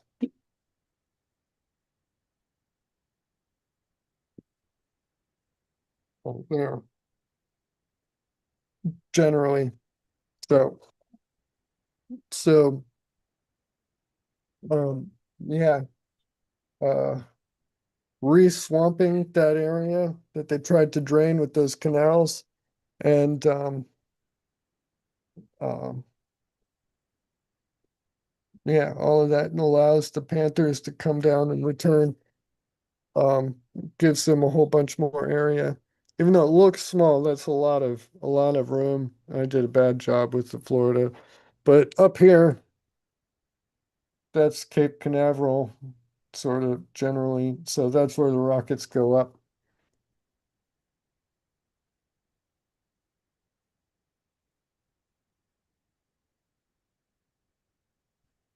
Can you read that? That's poorly written.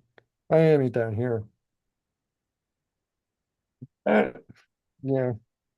In Palm Beach, Mar-a-Lago, where Trump's got his thing, right up there. Jacksonville's up here, Tallahassee's over here, Tampa, Orlando. So that's Florida, sort of generally. Yeah. Um, So that's Florida. yeah. But the water drains south from like the Okeechobee area, and just right down into the Everglades. So it's not all like that swampy.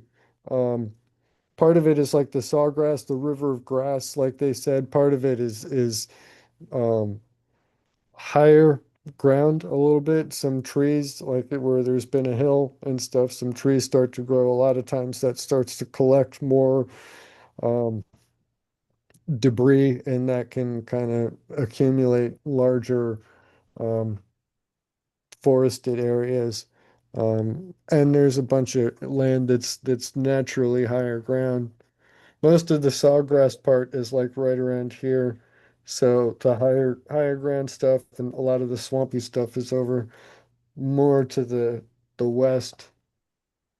But that's the swamp buggy area right around here.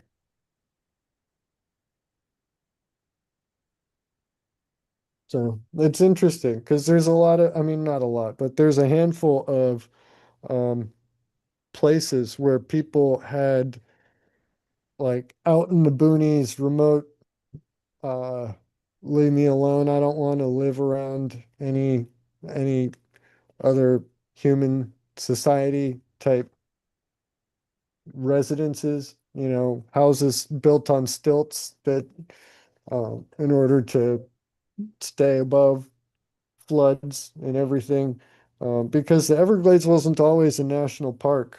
Um, so when they did that, they had to basically let these people uh, stay there and stuff. So there's people who actually live permanently inside of the national park, I believe. Um, Areas only accessible by big, gigantic swamp buggies. And even then, they're difficult to reach. So, uh, yeah,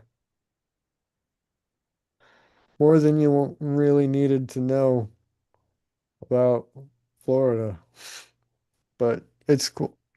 The Everglades in particular is really cool. It has the highest biodiversity of any area in the entire United States. And the middle of the Everglades has the darkest night sky. It's the least light polluted area in the entire country. So I another didn't know cool there was thing. a such thing. Yeah. Yeah, there's a lot. I mean, you would think it might be somewhere out in the middle of like Kansas or Nebraska or Oklahoma or something, right? Or just cornfields and all that stuff. But there's enough small towns dotted around that when they have, at night, their street lights on and everything, or there's interstates crisscrossing through them with traffic, and they're even, yeah, even traffic headlights contribute to light pollution and stuff. But there's nothing going through, um, like the only thing is right, like a straight shot right through there, um, called Alligator Alley, so to speak. I believe it's I-75 that it goes straight down the side of the state and then turns, makes a straight shot across, and connects with 95, which goes north and south to Miami there. So, um, that stretch of I-75 is where they filmed one of the yeah, I-75. It's where they filmed some of the Fast and Furious um, street chases and stuff, did some of the actual road stunts. They were able to get the state to close off the entire section of the interstate, inconvenience all of that traffic, just like, nope, you're not going across. Oh, you've got a big semi truck with this important delivery. No, we're filming a movie. Yeah. You got something? Yeah. I got this article here. Uh, it's about this guy who got arrested because of those, what's it called? 23andMe. I'll Okay. read the article. It says DNA from genealogy site used to catch suspect Golden State Killer. Oh, Joseph James D'Angelo, a former police officer, was arrested on Tuesday. More than 3 decades after his trial went cold, one of California's most prolific serial killers and rapists was caught by using online genealogy sites to find DNA match, prosecutors said Thursday. Investigators compared a DNA collected from a crime scene of the Golden State Killer to online genetic profiles and found a match. A relative of the man have been identified as Joseph James D'Angelo, 72 years old, who was arrested Tuesday at his suburban Sacramento home. Authorities didn't give the name of the site, one of the many that allows people to send in their DNA and find long lost relatives like Ancestry and 23andMe. They also didn't outline the rest of the investigation process or how it's used to make the match to in zero in on D'Angelo. The former officer accused of being California's notorious Golden State Killer, despite outpouring of thousands of tips over the years, D'Angelo's name had not been on the radar of law law enforcement before last week. Sacramento County District Attorney Anne Marie said. When contacted, both Ancestry and 23andMe said they weren't involved in the case. Investigators also revealed Thursday that D'Angelo is also the prime suspect in the 1975 killings of community college teacher, raising the total number of his alleged victims to 13. Uh, Detectives are detectives are trying to link D'Angelo to the slaying and about 100 burglaries that occurred in Visalia in Central California. D'Angelo served as a police officer in a nearby exector. Uh, yeah, said Visalia Police Chief Jason Salazar. The police chief said he believes D'Angelo is the so-called Visalia. He terrorized the farming community about 65 kilometers south of Fresno early in 1974, late 1975. Authorities previously alleged he was responsible for 12 murders and a dozen rapes in California in 1976 and 1986. The suspect, they said, was tied to many of those crimes through DNA. The ransacker crimes have not yet been added to the tally announced Tuesday in Sacramento because the DNA there was no evidence connecting D'Angelo to the Visalia crime. Salazar said D'Angelo is suspected of shooting to death a journalism teacher, Claude Snelling, after Snelling caught him trying to kidnap his 16-year-old daughter. Salazar said. D'Angelo matches the description of Snelling's killer and serial burglary, operated the same way D'Angelo is alleged to have operated the other crimes, Salazar said. That's um mm, yeah, he deserves the death penalty. But I'll keep reading. Yeah. Uh Yeah.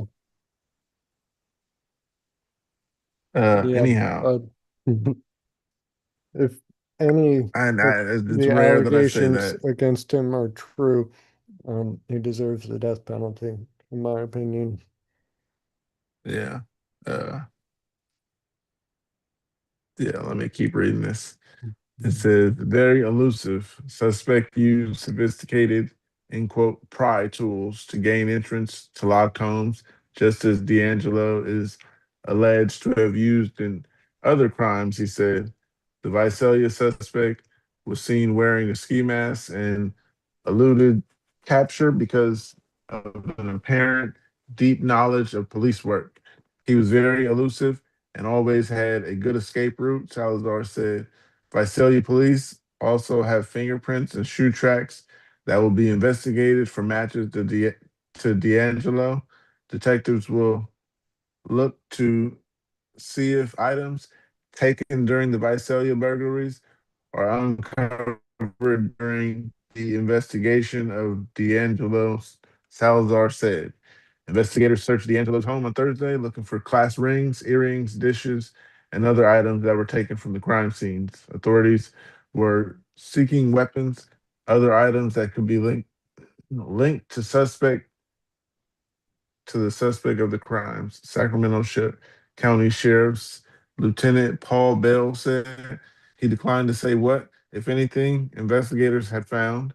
Investigators back, backed two vehicles, a motorcycle, and a fishing boat out of the home's three-car garage and it installed tarps to block prying eyes and news cameras.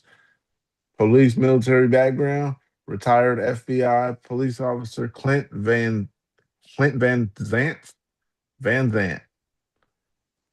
said he and others have speculated that the serial killer had military training because of the sophistication of the crimes and the suspect ability to elude capture. D'Angelo had both. He served 6 years as a police officer after serving for nearly 2 years in the U.S. Navy during the Vietnam War. He worked as an officer in Exeter from 1973 to 1976. When he joined the Auburn Police Department outside Sacramento, Auburn fired him in 1979 after he was caught shoplifting with a hammer and dog repellent. Uh, Investigators have linked D'Angelo to 11 murders that occurred after he was fired from the police department. They may have been a revenge. There may have been a revenge aspect to it, Vance said.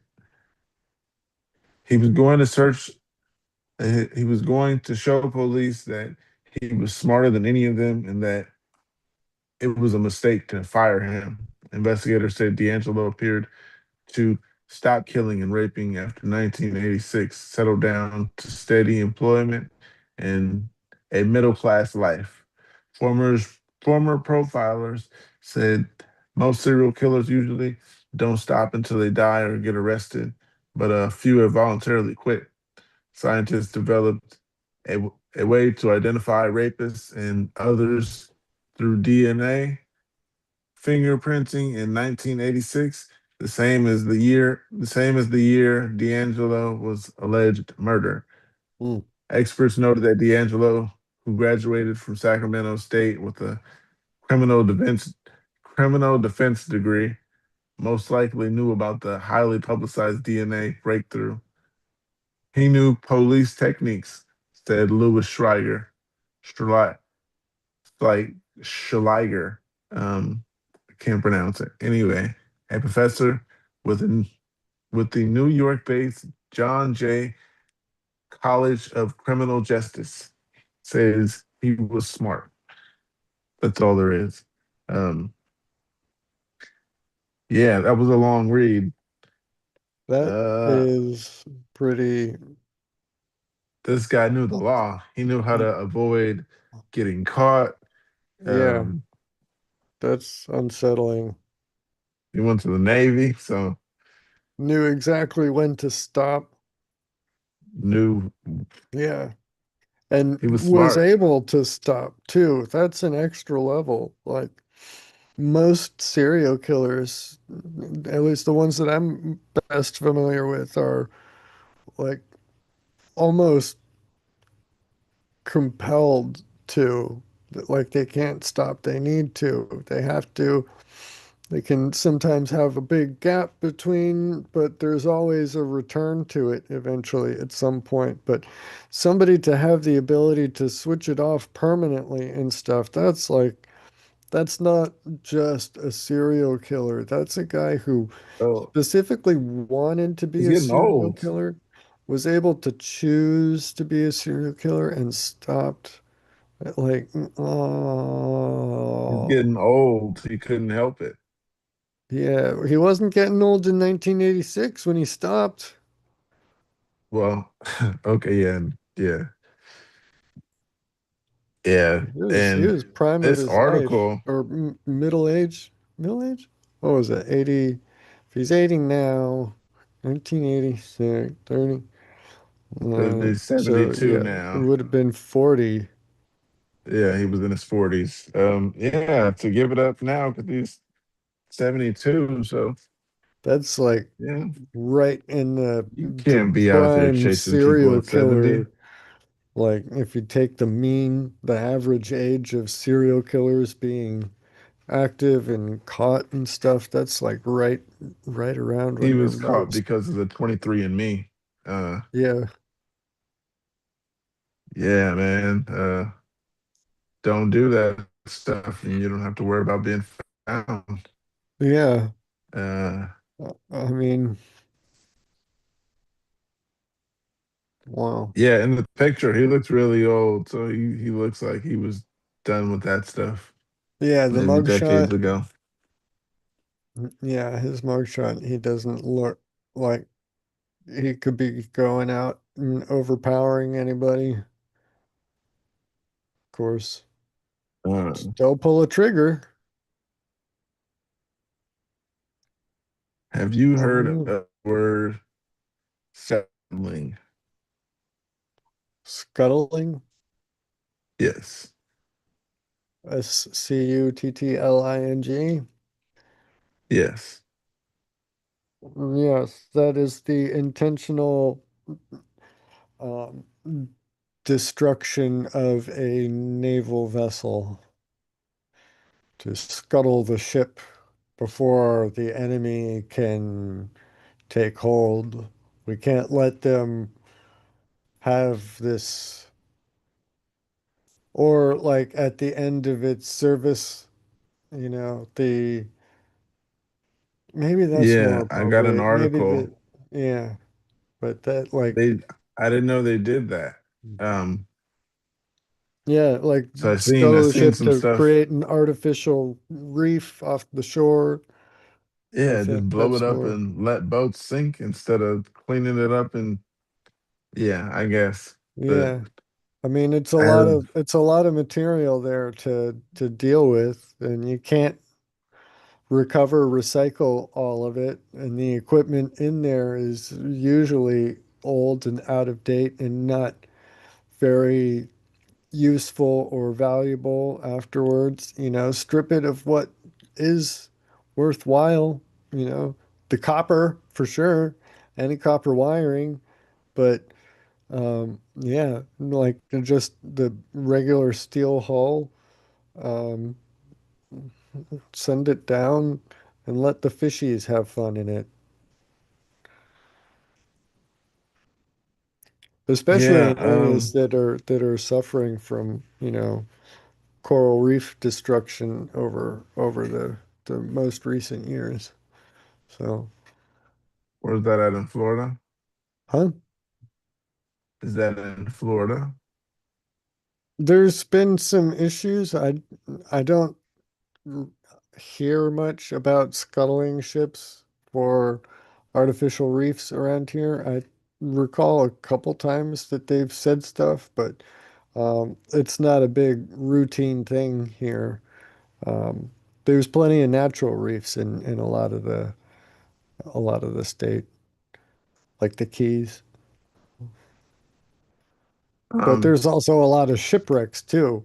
You know, that's why a big stretch of the Florida coast on the Atlantic side is called the Treasure Coast because there have been ships that have sunk right off the Florida coast. Particularly, there was a big Spanish armada that was coming through, a big man of war that had a massive gold treasure on board.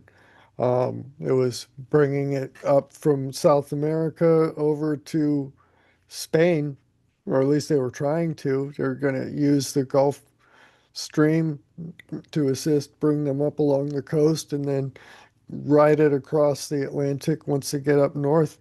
But um, there was a massive hurricane that came through as they were sailing by, and it sent those ships down to the ground or down to the ocean floor.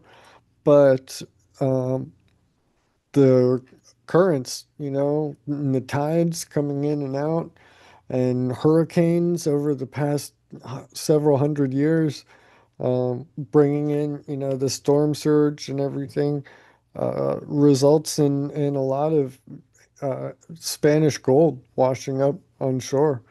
And, you know, it's not what's Spanish uncommon. gold?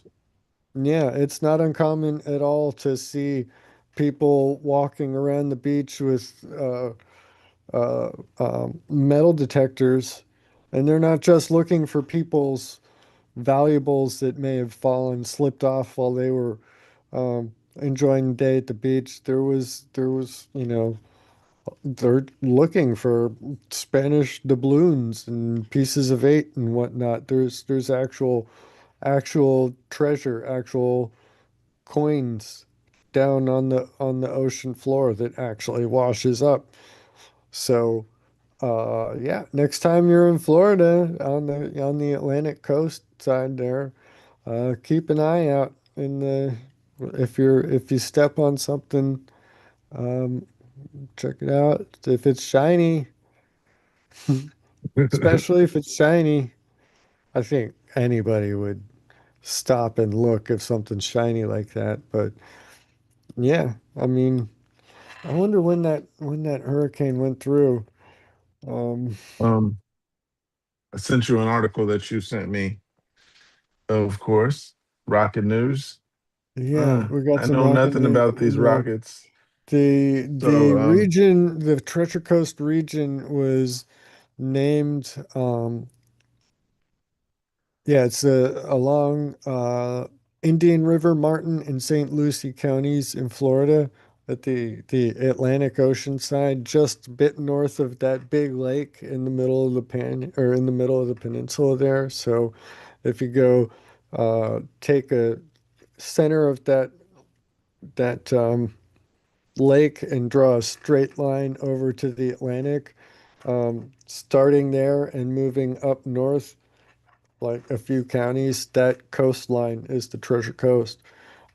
So there was the Spanish treasure fleet. It's so big that it's got its own entire article in Wikipedia.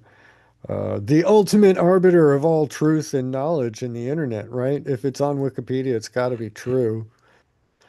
right, I The guess. treasure fleet was lost in a 1750 hurricane. Evidently emerged from the residents' desire to. Oh, the region's name was derived from the treasure fleet, from their desire to distinguish themselves from the Gold Coast to the south along Palm Beach, Broward, and Miami-Dade counties. The Treasure Coast was most severely affected by. Oh wait, that's not, yeah, Gold Coast. Gold Coast came from. I don't know. I don't know where the Gold Coast name came from. Maybe the whole area has. Yeah, I don't know. So maybe it looks like Yeah. Treasure Coast is that line from the lake up north a couple counties. Gold Coast is that line from the lake and down south around the edge of the Everglades, um, right up where the Keys start. So I don't know how that got the name Gold Coast, but you want to do rocket news? Move I on sent you an from, article, yeah, there's a few article things, that you sent me with some a rockets on few, it. yeah, a few rocket things that have happened worth talking about. So this one, Ars Technica article, which is very, very interesting. I was not expecting news this quickly to turn around, but Blue Origin has set a Andrea, welcome back. Thank you. Um, New air, just new in air Hola. conditioner time thermostat. for, I'm sorry? I said my new thermostat is installed. Let's hope it stays all working. Oh, hell yeah, that was fast. Nice. I Yeah. mean, I So guess they what's just the got to next pull the one? one out and stick the next. We're about to start with Yeah. the rocket news. All right. Rocket news. Yeah, Mark has an article. It's going to yeah. teach us something about rockets. I'll be Well, right here. inform you something about rockets at least. I don't Okay, know if I'll inform be me. teaching much, but this is, He's yes, going to new. inform us, people. Yes. So tune in and press that thumbs up button. You know, Yeah, press the little this bell so you know when to watch it. You know when we go live. Anyhow, go ahead, Mark. I'm disturbing your Blue Mark Origin moment. has set a very aggressive return to flight timeline. So that was interesting because last time I was talking about how it might be setting back the entire Artemis thing, because of the amount of time the SpaceX took.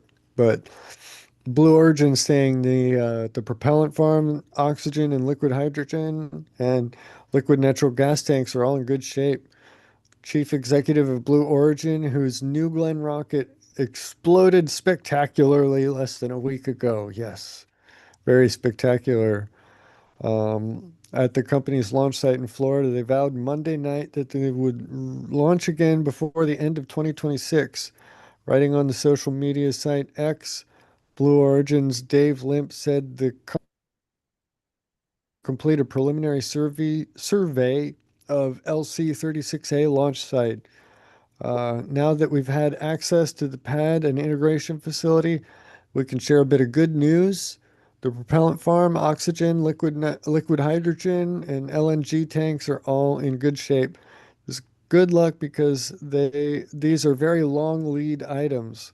The water tower is also good. Uh, they also confirmed the company would press ahead with a rebuild of LC-36A designed for the 7x2 variant of the New Glenn rocket. One option had been to focus on building a larger pad next door at LC-36B, capable of supporting the larger 9x4 variant of the rocket, where the 9x4 refers to the number of engines in the first and second stage of the rocket, respectively. So, yeah. Notably, Limp also said the Blue Origin had a plan to replace the massive transporter erector that moves the New Glenn rocket from its nearby integration hangar out to the launch pad. This was damaged beyond repair during the test failure on Thursday, May 28.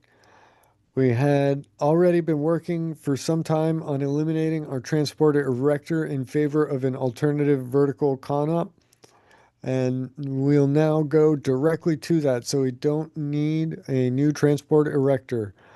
We will fly again before the end of this year. Haha.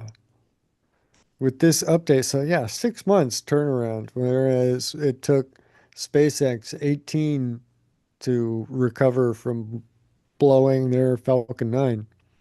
And this is much bigger than the Falcon 9. So, with this update, Limp has answered some of the key questions Blue Origin faced in the aftermath of Thursday's dramatic failure. Most significantly, the company intends to rebuild the damaged launch site and return to flight as rapidly as possible. with the 7x2 variant of the New Glenn booster that had previously performed very well. With this aggressive timeline, about 6 months, the company may also be indicating a desire to limit discussion of launching its Blue Moon lander on the Falcon Heavy rocket built by its competitor SpaceX. Yeah, but I thought that the Blue Moon lander is designed specifically for the New Glenn rocket in a way that it is oversized and cannot fit. Even if the Falcon Heavy has enough thrust to lift it and theoretically get it where it needs to, like the numbers say it can do about what the New Glenn was expected to do with the Blue Moon lander. Just the geometry, it won't fit into the capsule correctly. They would need to That could do be a a whole problem. bunch of, oh, sorry? I said that could be a problem if it doesn't fit. Yeah, a little bit. Yeah, if they move ahead with that, they would need to do either a whole bunch of redesign, rebuilding of the Blue Moon lander itself, or of the Falcon Heavy rocket of some sort of adapter. They would need to redesign, retrofit the whole uh like um what is it? The like the clamshell thing, the fairing. Yeah, they would need to completely rebuild, design, and build an entirely new fairing specifically for that single launch. It would be massive. I don't think that that's as realistic as they're saying, as they're trying to make it out to sound here. But I guess though the aggressive timeline, they're indicating a desire to limit discussion of launching the Blue Moon lander, which we're doing right now. So, yeah, I guess they may have a point about that. They don't want people focusing on that for a year. People asking, why aren't they just sending it up on the Falcon Heavy? Um, yeah.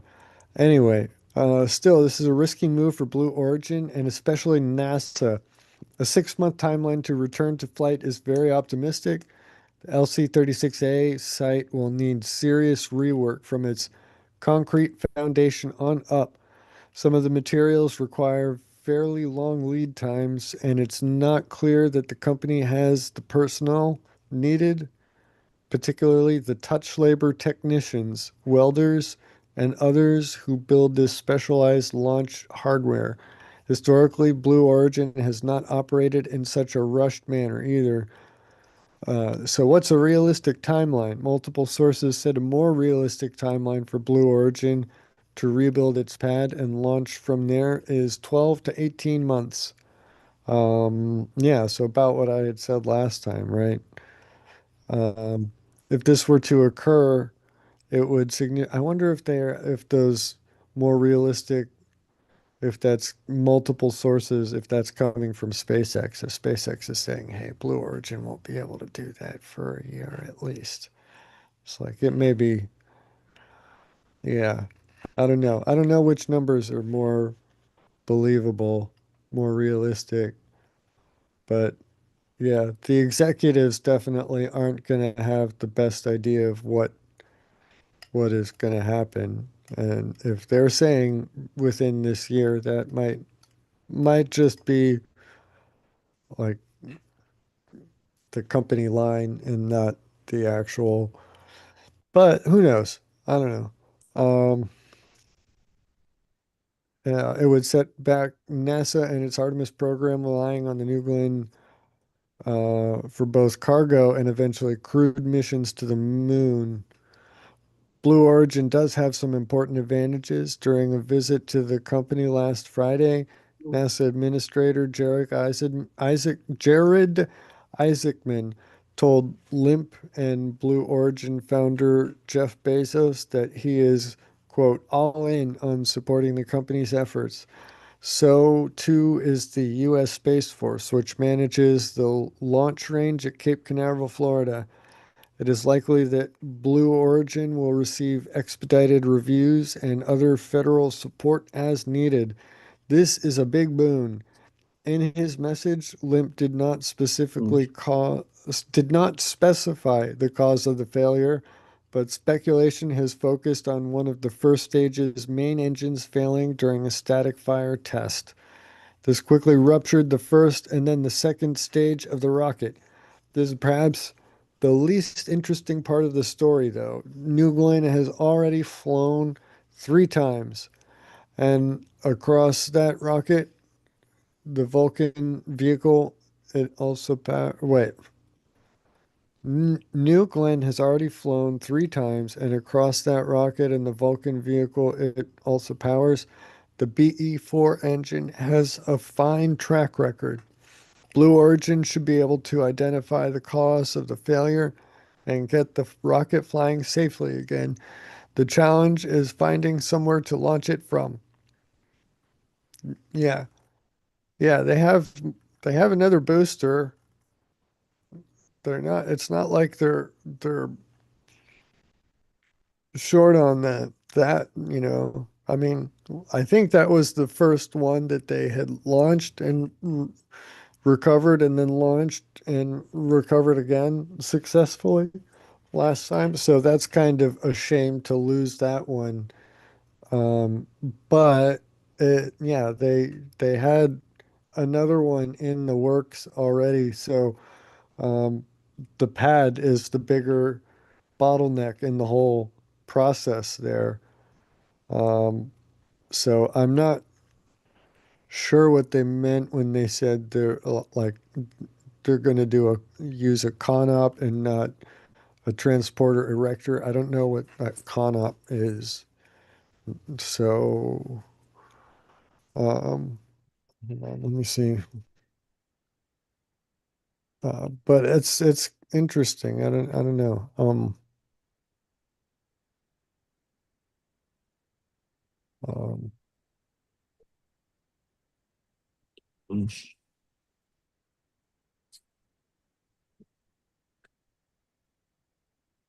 You want to transporter move erector on? concept of operations. Yeah, I don't know what they meant when they said con-op. That's a weird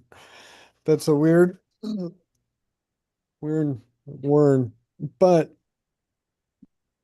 going off of that, there's more rocket news.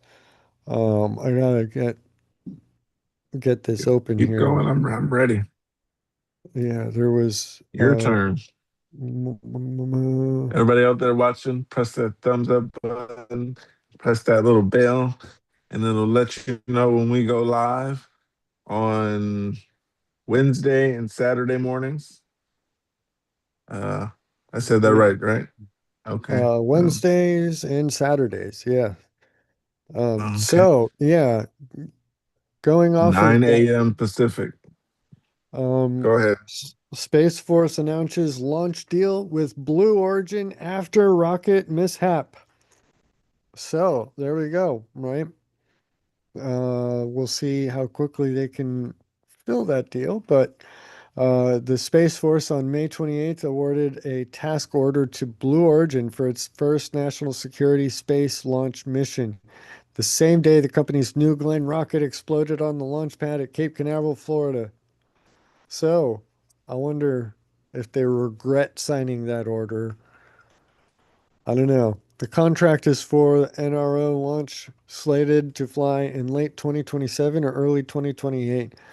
In a May 29th press release announcing the task order, which it awarded the day before, the service said that despite the New Glenn mishap, it remains, quote, committed partners with Blue Origin. Okay, there we go. Um, this anomaly is a solemn reminder that the critical capability this community provides is rocket science and inherently challenging. Colonel Eric Zabrinsky, acting portfolio acquisition executive for Space Access, said in the statement. That's a long title. Acting Portfolio Acquisition Executive for Space Access. Uh, The National Security Space Launch Program will continue working closely with our Blue Origin partners to help identify the root cause and implement corrective actions. New Glenn mishap occurred during a routine pre-launch test around 9 p.m. May 28th. The explosion caused a fireball that appeared to consume a large portion of Space Launch Complex 36A, the company's sole New Glenn launch pad. Company hasn't issued details on the extent of the damage. Well, yes, they did. We just read it. But May 30th update, they're actively investigating the hot fire anomaly. Soon start clearing the pad and crafting a plan. Blue Origin is one of 3 companies approved to compete for launch contracts under Phase 3 of Space Force's dual lane National Security Space Launch Program. Its recent award is for Lane 1, which covers the U.S. military's more risk tolerant commercial like missions. The company is also in the midst of qualifying New Glenn to fly more risk averse Lane 2 launches that involve the Pentagon's most exquisite sensitive satellites. While Lane 1 companies can receive launch contracts after their vehicles had flown at least once, firms must complete a rigorous individualized certification process to compete for Lane 2 awards. New Glenn has flown 3 of the 4 flights required under its certification plan and was gearing up for the last of those launches, an Amazon mission slated to launch June 4th. Now the company is poised for what will likely be a months-long investigation and, on top of that, pad recovery process. So they're in the process of building a second New Glenn pad at Cape Canaveral, though it's not clear how long that will take to complete. They also recently won a lease to build a pad at Vandenberg, but the Space Force said it could take at least 2 years to finish that facility. So you might get to see some New Glens boosting up across the sky over in California um, in a couple of years. That's pretty cool. Um, yeah, Sounds like it could be cool. Yeah, if it's near me, I'm definitely gonna watch because I know that little spot that we looked at the one last time. Actually, I think it's like that direction. But yeah, yeah. The um, and the Falcons are notably smaller than the New Glens. So it'd be a bigger, brighter light. You might even be able to make out, not just a spot, but you might be able to see the exhaust plume is actually a tail behind it. And if you have binoculars, you might be able to see the rocket itself. I mean, it's basically a flying skyscraper, and the exhaust plume coming out the back of them are usually almost as long as the rocket itself. So it's a big thing, big deal. Um, yeah. So there we go. That's today's uh, rocket that's news. today's rocket news. There's more that has happened, but this is kind of starting to get a little spaced out, as if Um, that had ever been possible. Who would have thought? But yeah, you have something you wanna yeah, I bring up? had some audio for a woman who she put a camera in her son's hair. Uh, Autistic child who couldn't speak, and yeah, he was getting abused at school. It's gonna let us listen to the audio, but actually, I do think I can. Um, let's see. Of course,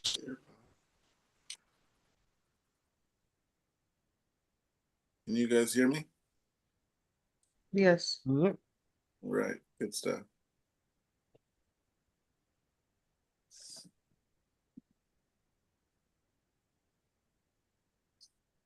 Sorry, there's a 13-second advertisement. Everybody press Always. that thumbs up. this is the place you can come and learn stuff you didn't know that you didn't need to know. And you'll find us here. One second, I'm sorry, I didn't turn the sound on. It's me.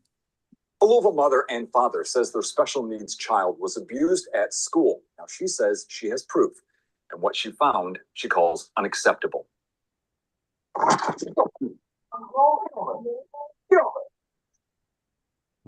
This video from May 13th, taken from a hidden camera placed between the dreads of Samaj Lee, an autistic special needs student at Field Elementary.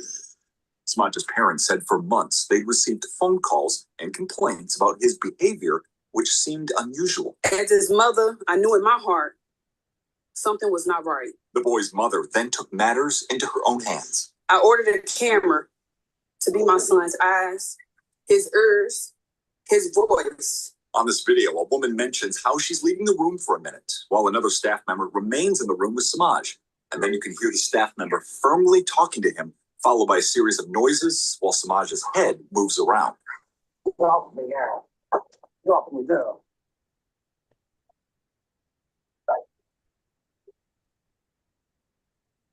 What I discovered on the camera footage is something no parent should ever have to ever see or hear.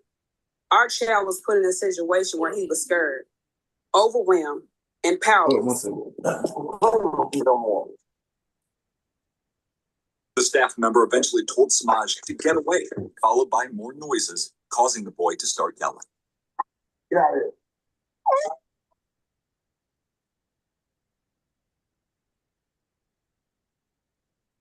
He is now calling for cameras to be installed in classrooms that have special needs and nonverbal students. No parent should have to question whether their child is safe at school.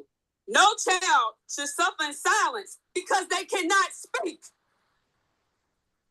And the boy's parents say they are demanding accountability from the district. A spokesperson for JCPS tells me the district is investigating and says the staff member has been reassigned.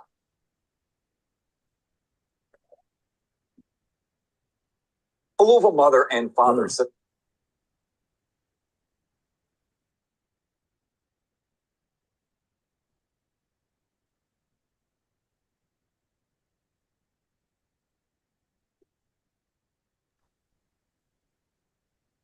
That audio.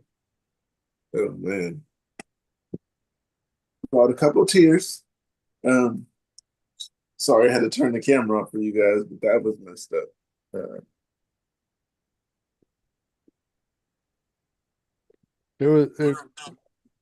I don't know, I couldn't really make out what was going on. It sounded like there were just a couple quiet bits. I don't know. No, Yeah, it sounded like maybe it was like hitting his back or something. Yeah, I'm sorry. Yeah, Mom. Yeah. So you didn't hear that? Not I mean, well. I heard some of it. I don't know. It was hard to figure out. I think I've seen the video before. I think you shared this Oh yeah. article and I'd watched it, but I hadn't um yeah, I don't know. I thought we had lost you for a second at some point. It sounded like the audio had just stopped, so I was a little confused. Oh, okay. I'm sorry about that. Got another article. If you guys didn't want to talk about that one. Yeah. You know what was going on. I'll show you that video, Andrea. Sounds like he was just beating on a kid that couldn't speak, which is messed up. That's very messed up. So now they're pushing for cameras in classrooms for children that can't speak. In other news, woman pleads guilty to lacing lasagna with oxycodone to cause miscarriage of pregnant woman. Yeah. That's near me, so that's how I found that because it was just in the news. Okay. Okay, I'll read it. So in Texas, then, with their I'm not sure. abortion ban, wouldn't that mean that she would be charged with attempted murder too? Not just like Uh, poisoning. 2 counts of attempted murder? Pregnant woman? I'll read it. It says Amber Snow received her sentence for the December 2025 incident and May 26, while her alleged co-conspirator has yet to appear in court. Amber Snow pleaded guilty to attempting to cause a miscarriage on May 26 with drug-laced lasagna. Snow was sentenced to 10 years in prison for the December 25 incident, while her alleged co-conspirator Matthew Uthoff has been charged. The lasagna tested positive for oxycodone and was intended to harm a pregnant woman in the family, according to investigators. An Iowa woman will spend a decade behind bars for giving a pregnant woman drug-laced lasagna in an attempt to cause a miscarriage. Amber Snow March was arrested in March for working with an alleged co-conspirator to try to cause a pregnant woman to have a miscarriage by giving her family a drug-laced lasagna. On December 28th, on Tuesday, May 26th, she received her sentence.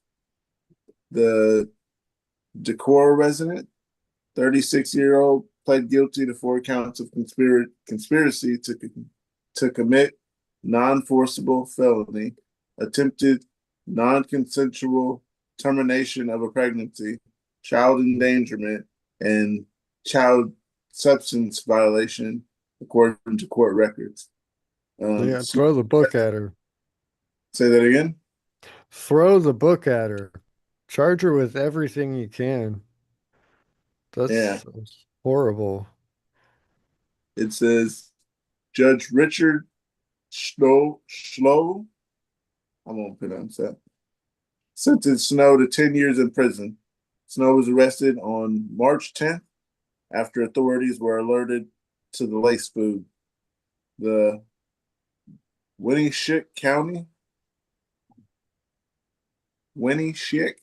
I don't know how to pronounce that. The county. Want me to spell it out to you? No, W I. just call it the county. Okay. The The county county's road. office said the news release at the time, her alleged co-conspirator, later identified as Matthew Uthoff, was arrested shortly after on May 26th. In January,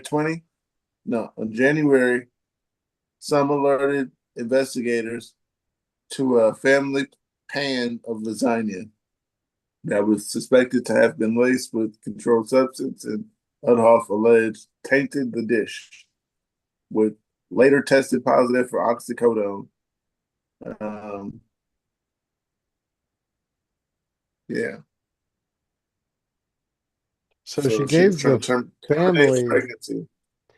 the family a lasagna. Does that mean that she poisoned the Oh, entire family in the hopes that just the remember that. pregnant lady's abortion was terminated in the process of everybody's poisoning with oxy?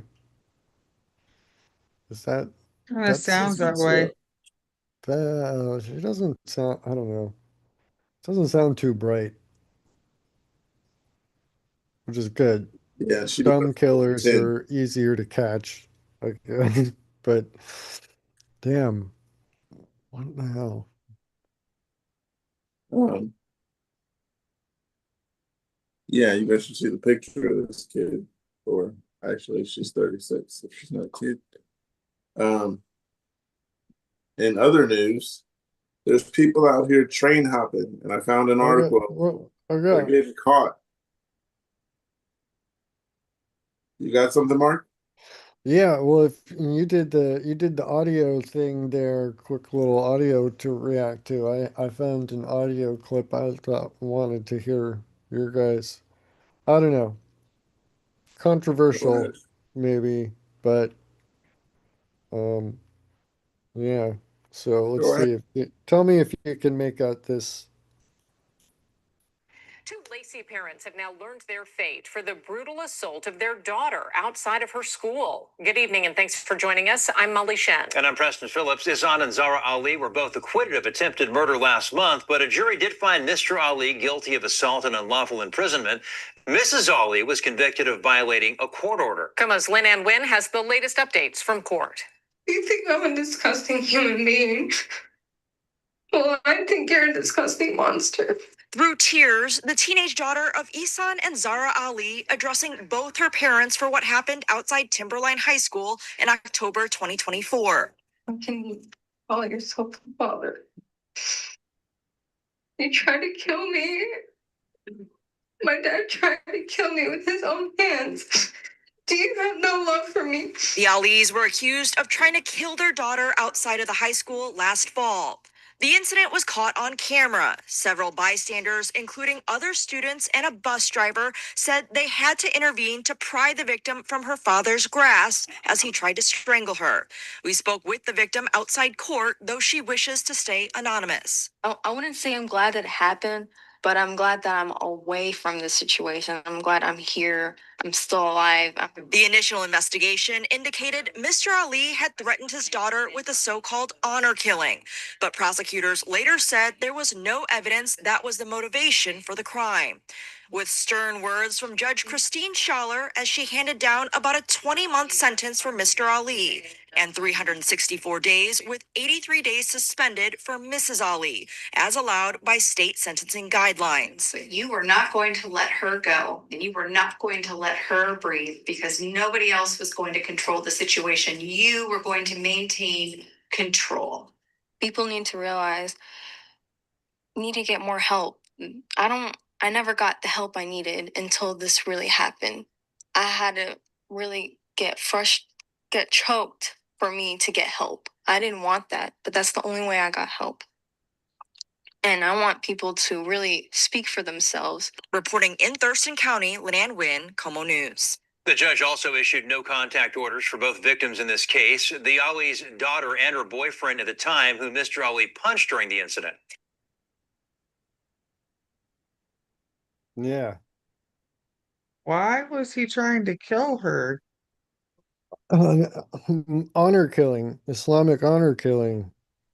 But what? There's- I don't really understand I that, I read guess. in another article on the sacrifice? topic that they had arranged a marriage for her. She's a teenager. Their family had arranged for her to marry a grown man somewhere, and she refused. And on the grounds of her refusal to marry the man that her parents had selected, uh, she had dishonored them, and they were not going to tolerate that. That's Yeah, fucked up. Muslim honor killing in America. What the hell? Oh wow. Yeah, Yeah. religion of peace. Um, that I was shocked when I heard that. Um,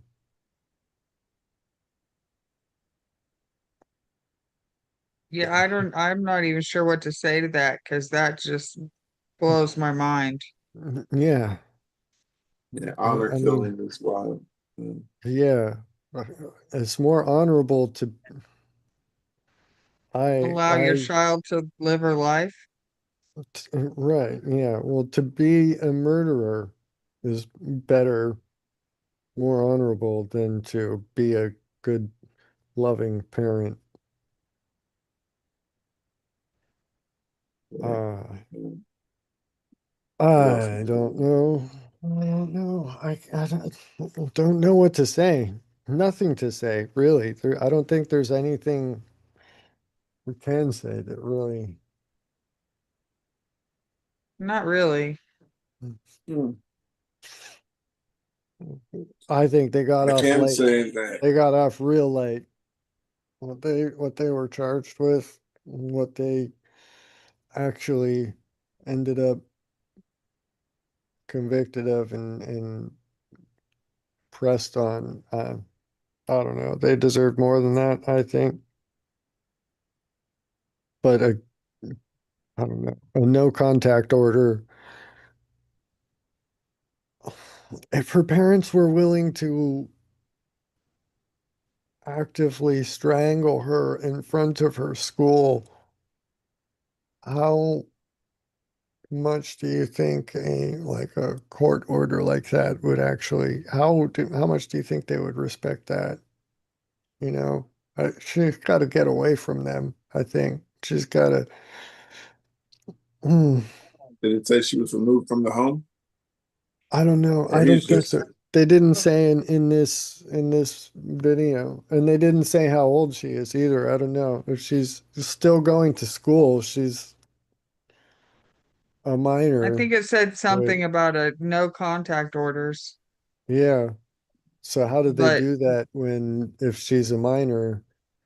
I don't know. She might just be 18, a senior just about to graduate, and that may have been why the marriage arrangement was happening, right? She's getting ready to finished her be education, right? Time to go make babies. time to get ready. And yeah, That's and messed she up. says, "No, I want to live um my own life." And they're Um, is that I common? don't know. Common, no, not in it's not like frequent, but not all, how should I say, not all,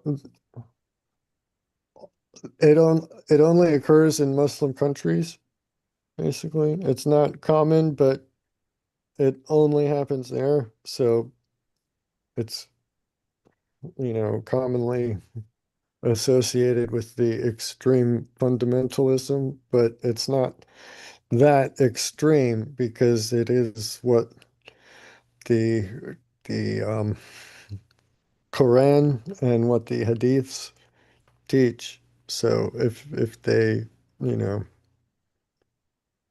it's observant, Google Google not says these crimes extreme. are closely tied to deeply rooted patriarchal values. They occur with higher frequency in regions of South Asia, Middle East, and North Africa. However, they're also documented globally included in migrant communities throughout North America and Europe.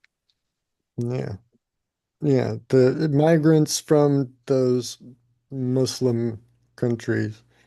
And yeah, Southeast Asia, that's all, it's like Afghanistan, Pakistan, the 90 plus percentage point Muslim countries. Um, yeah, it's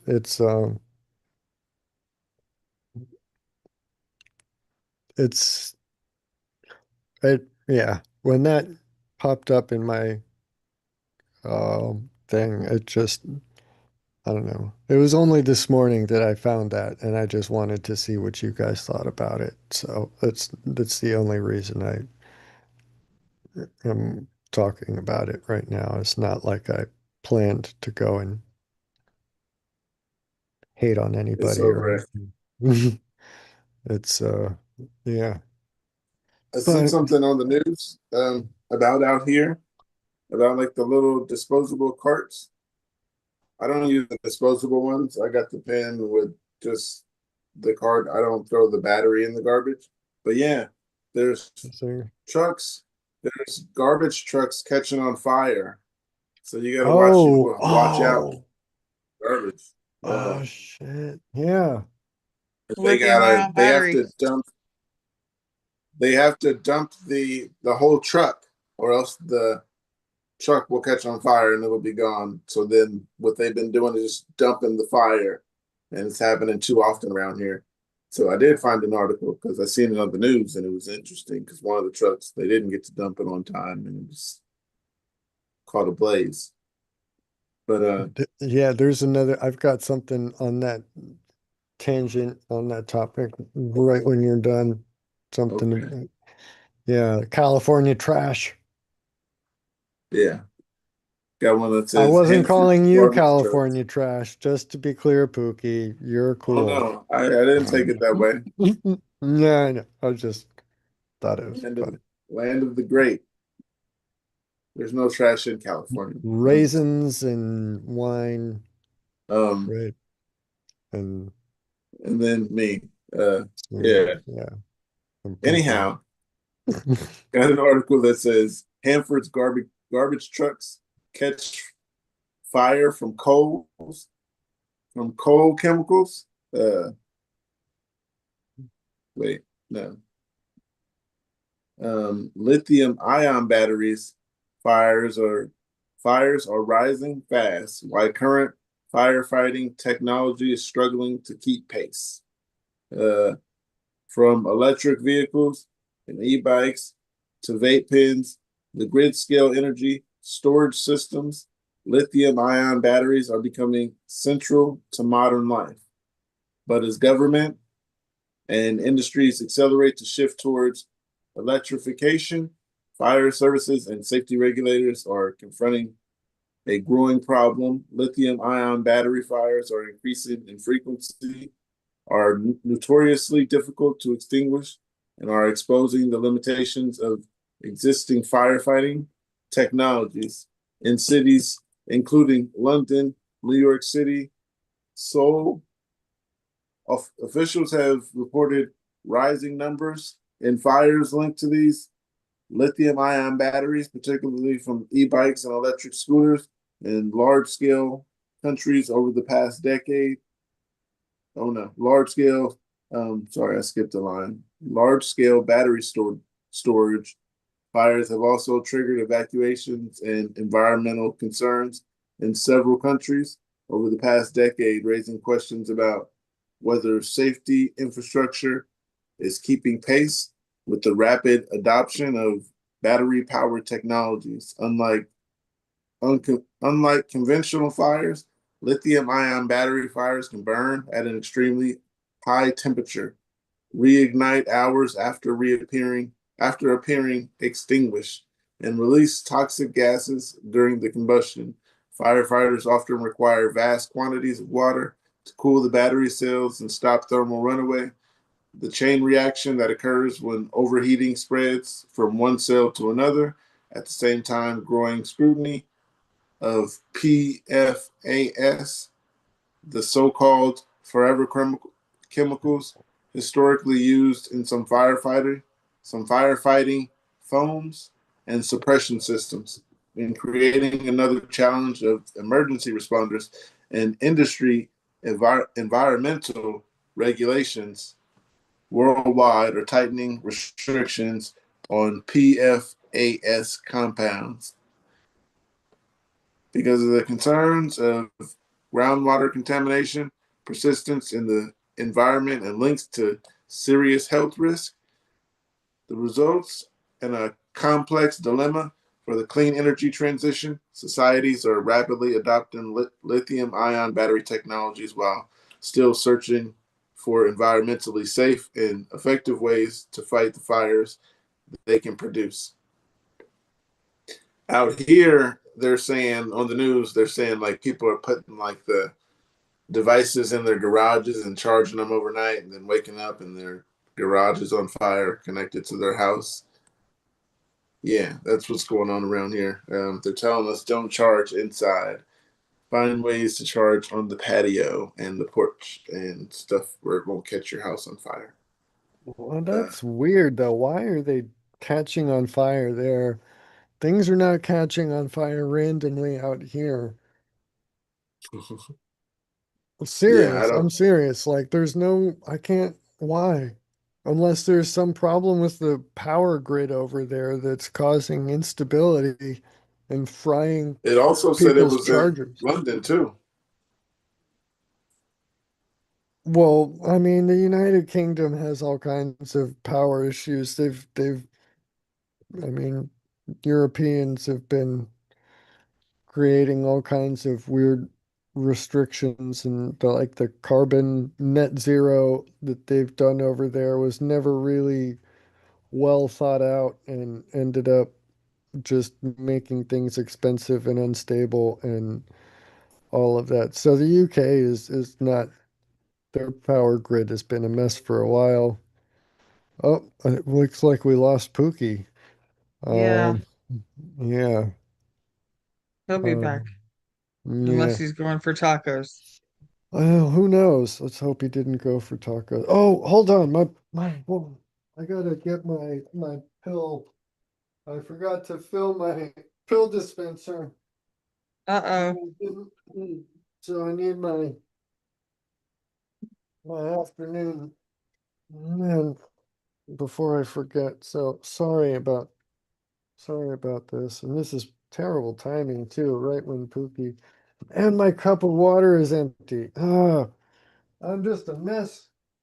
I'm sorry. Ricky said he'll be right back.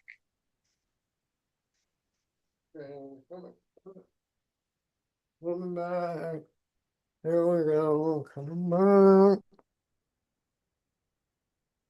There we go. Okay. Okay. So I forgot what I was talking Lithium about now. ion batteries. Yeah. Oh, should I go ahead and read the thing I had about whatever, or should we wait for Pookie to talk about? Because it's his article. Um, I don't know. It's a problem because what else are you going to do with all of these things, right? Everything Yeah, is getting batteries. They're all being permanently embedded into things so that once they're obsolete, you can't do anything except throw them away. They're which is useless terrible for for the anything environment. else. Huh? I said, which is terrible for the environment. Yeah, they're basically useless for anything else unless you're just extremely determined.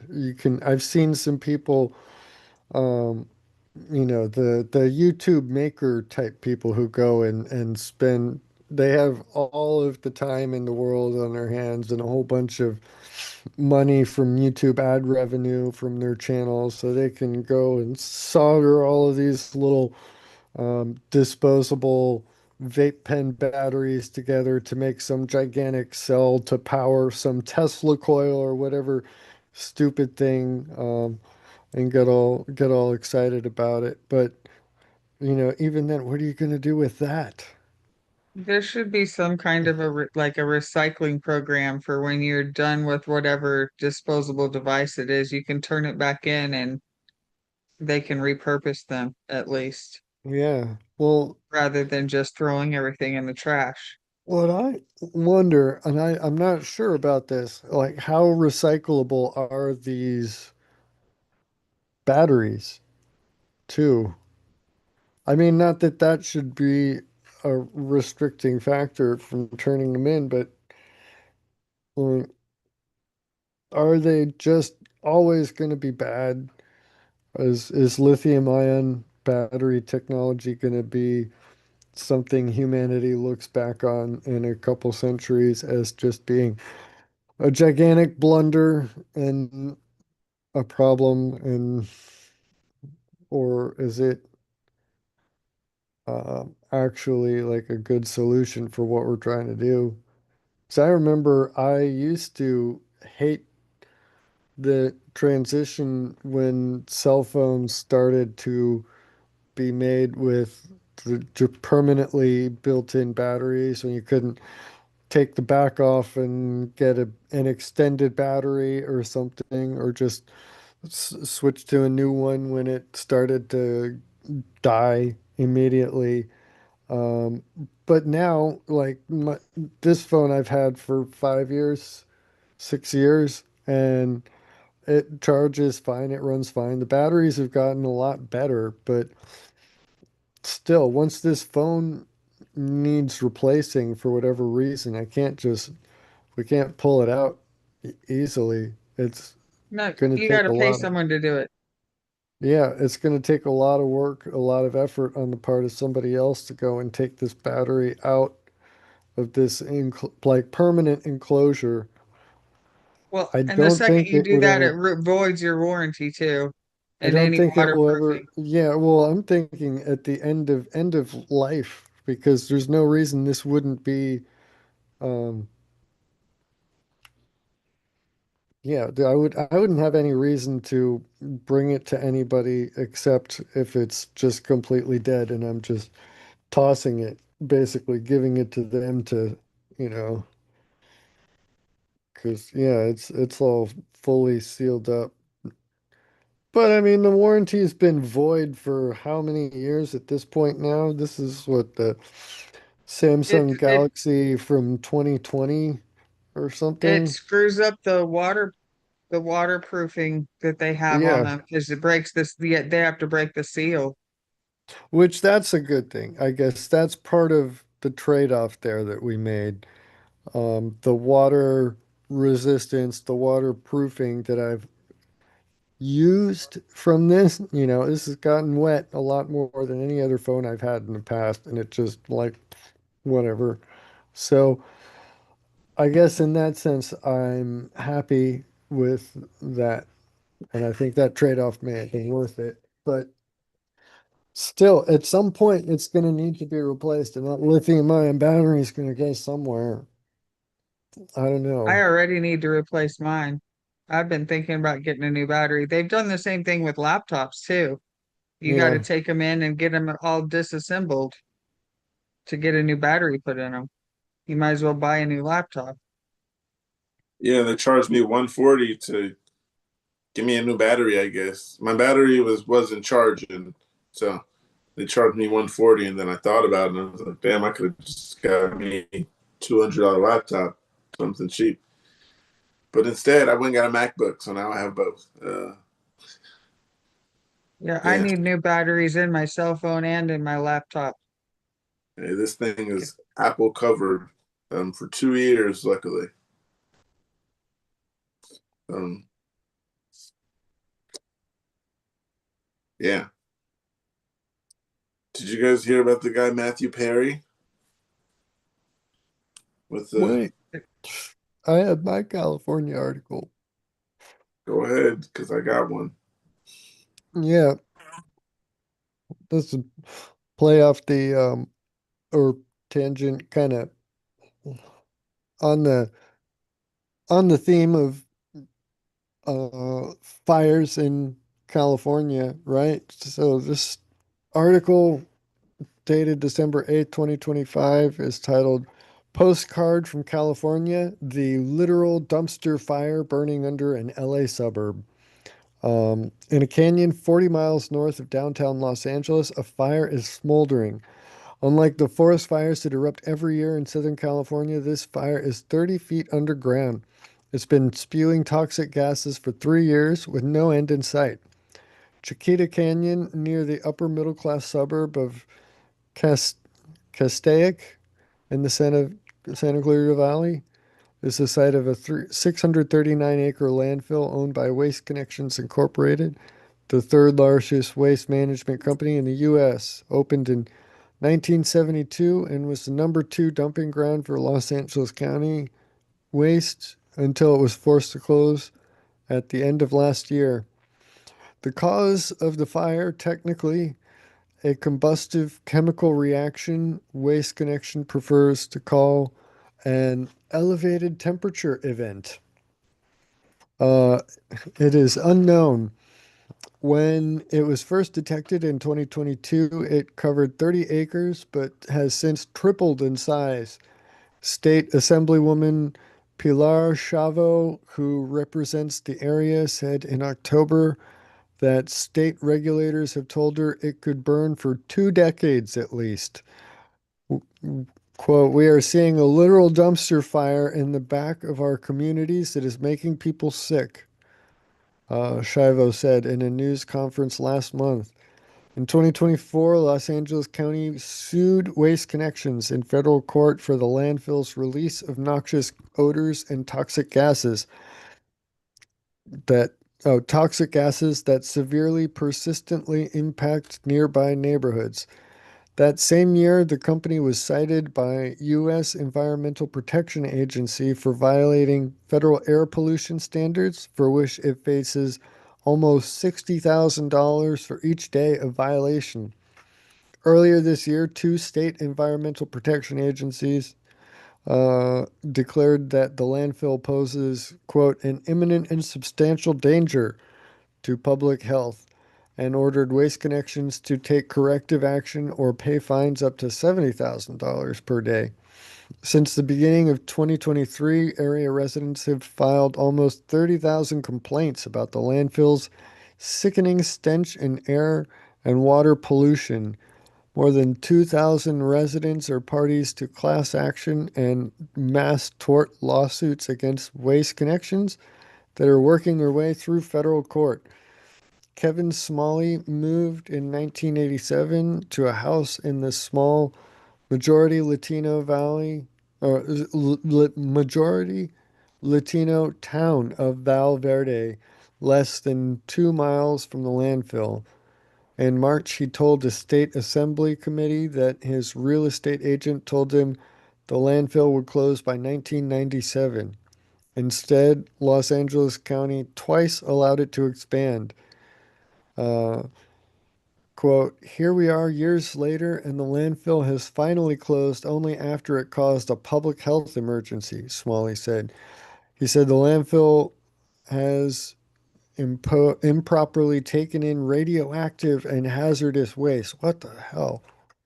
The fire is burning all those toxic articles, releasing fumes into the air for all of us to breathe and contaminating our water.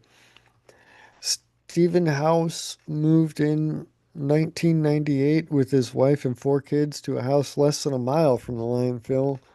In March, House told the committee that in 2023 his neighbors started suffering from trouble breathing, bloody noses, headaches, nausea, and brain fog. Over 10 of my very close neighbors developed various types of cancer, including my next door neighbor. Whoa. House said in February 2024, my wife was diagnosed with stage 3 breast cancer. In July, my 19-year-old daughter was diagnosed with a rare autoimmune disease. What? Records of the South Coast Air Quality Management District show that in 2024, Chiquita Canyon emitted more than 30,000 pounds of benzene, a potent carcinogen linked to leukemia and other blood cancers. It also emitted more than 292,000 tons of smog-forming criteria air pollutants, including nitrogen and sulfur oxides and tiny particles of soot. In 2023, state sampling of the landfill's wastewater found elevated levels of benzene and forever chemicals, which could leach into streams that flow into the nearby Santa Clara River. Chiquita Canyon is also a super emitter, quote, super emitter of methane, a gas released when the organic waste in landfills decomposes under sunlight or internal heat. Yeah, they got some internal heat there. Santa Methane Clara. is, huh? You said Santa Clara. It's Santa Clara. I'm sorry. No big deal. Whatever. Go Close ahead. enough. Uh, methane is a climate heating. Santa Clara. Fine. Gosh, that's going to bother me now. Sorry about that. Methane is a climate heating greenhouse gas that is the second leading driver of climate change, at least 25 times more powerful than carbon dioxide in the short term. Landfills are the second leading source of methane emissions in California and the third leading source in the US. In March, California launched a satellite that can detect large plumes of methane leaking from landfills. California launched their own satellite? Methane plume is a strong marker of a landfill at risk of generating internal temperatures that could catch fire and release dangerous levels of air toxins. The first in nation program has since detected 10 large leaks, alerting dump operators to take action quickly. The satellite data will add teeth to the state's newly adopted methane landfill management rules. The rules haven't been updated in 15 years. Wow. But in November, the California Air Resources Board voted unanimously to approve tougher rules for controlling landfill emissions of methane. The new rules will take effect in 2027. They require landfill operators to fix methane leaks detected by the satellite, install additional systems to capture leaking methane, and respond more quickly when problems are found. Reducing methane emissions will also mean reducing emissions of toxic gases like those assaulting residents near Chiquita Canyon. But tighter controls can't eliminate emissions entirely. Better landfill management must go along with reducing the amount of organics and plastics going into landfills in the first place. California is trying with mixed result. A 2026 law set a goal of diverting 75% of food and plant waste to composting facilities. Yeah. How do you get how do you sort out just the food and plant waste though? About three-fourths of cities and counties have set up residential organics collection. Oh, that's how. And a report on how much waste has been diverted is due next year. In 2022, a landmark law. How will they be able to know 75% of what? Like, how do they know what the starting point is if they only have the reference point of after starting the process?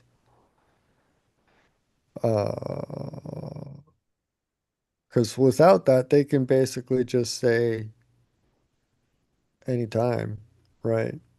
They can just make up the Somebody number did and their say that it research. was successful. Um, in 2022, a landmark law was passed that would require producers to manufacture less plastic and to make all single-use plastic products recyclable or compostable. But in March, after a lobbying campaign by plastics producers and packaging companies, Governor Gavin Newsom threw out those rules and ordered new ones exempting many single-use plastic products. At Assemblywoman Shivo's October news conference, Jane Williams, Jane Williams, executive director of California Communities Against Toxics, said she's not a fan of landfills, but that it's possible to operate them safely so they don't catch on fire. Yeah. But we have more and more plastics going into our landfills because of more plastics production, she said, and plastic is the perfect fuel for a landfill fire, so have to get in front of this problem. Is it the plastic or is it the lithium? Because there's plastic going in everywhere. Why is California the one with the dumpster fire? Like, genuine question, not just, I mean, not that I expect an answer. I'm just, why? This I is not can't give you just an a, answer. yeah. I have no It, answer. it's I'm not, not throwing my in yeah, garbage. My it's, pin, rechargeable and reuse it. yeah, man. Plug in, recharge, everything, all of it. Yep. I don't, Recharge it and use it again. yeah, I But absolutely refuse to buy any of those like all-in-one panel. I would rather go without than buy one of those all-in-one non-rechargeable pens, um, which is a big deal I for think you me. can recharge them though. But Huh? yeah, can't reuse them, can't refill them. So Yeah. yeah. Uh, Have you heard about that though? Has that been a big thing in there or Fire everywhere in California. It's a Well, no, problem. that like dumpster landfill fire right there under a neighborhood. Is that something you'd heard Um, of? no, I have not heard about it. That's also Southern California. So I hear Oh, about stuff time to time, but didn't hear about that. Uh, okay. I heard about the garbage truck that caught on fire around here, and because the batteries were in the garbage truck. Uh, yeah. Luckily, they have those cameras that can see back there. But I do have this article from the other day. All the people that dropped out of that concert, that Freedom concert for, I don't know what it was for, something to do with Trump is the reason everyone dropped out. But I have the article, and it says every artist who's dropped out of the controversial Freedom 250 event so far. Musicians expected to perform at the event celebrating America's 250th birthday are dropping out left and right. Oh wow. Just 2 days after the Freedom 250 organization announced the concert lineup for the Great American State Fair, many of musicians slated to perform have dropped out, set to take place in Washington, D.C. from June 25th to July 10th. The event celebrating the United States' 250th birthday is being organized by the Freedom 250, which describes itself as a nonpartisan group despite being closely affiliated with President Donald Trump. On May 27th, Freedom 250 revealed the musicians expected to perform as part of the concert series at the event, including Bret Michaels of Poison, country star Martina McBride, and Vanilla Ice. Within 2 days, the majority of the music artists have dropped out, with some saying they were misled about the organizers being behind the event. Of the remaining artists, Vanilla Ice remains committed to performing, which is perhaps unsurprising since the rapper previously performed at a New Year's Eve party at Trump's Mar-a-Lago mansion in 2020. C plus C Music Factory's Freedom Williams is unsure about the gig. In a video posted on Instagram taken while he was sitting on the toilet, Williams railed against Trump and administration before saying he was inclined to take the job to spite critical left-wing commentators. Flo Rida is the first and only artist who has led who has yet to comment on the situation at all, but he's going to be there. In a statement provided by Entertainment Weekly, a Freedom 250 spokesperson said Freedom 250 is a nonpartisan 501c3 dedicated to the uniting Americans around the nation's 250th anniversary. Freedom 250 is focused on our signature celebration and events that honor our history and engage in all Americans, welcoming all who share our goal of commemorating the milestone in a way that uplifts and unites America.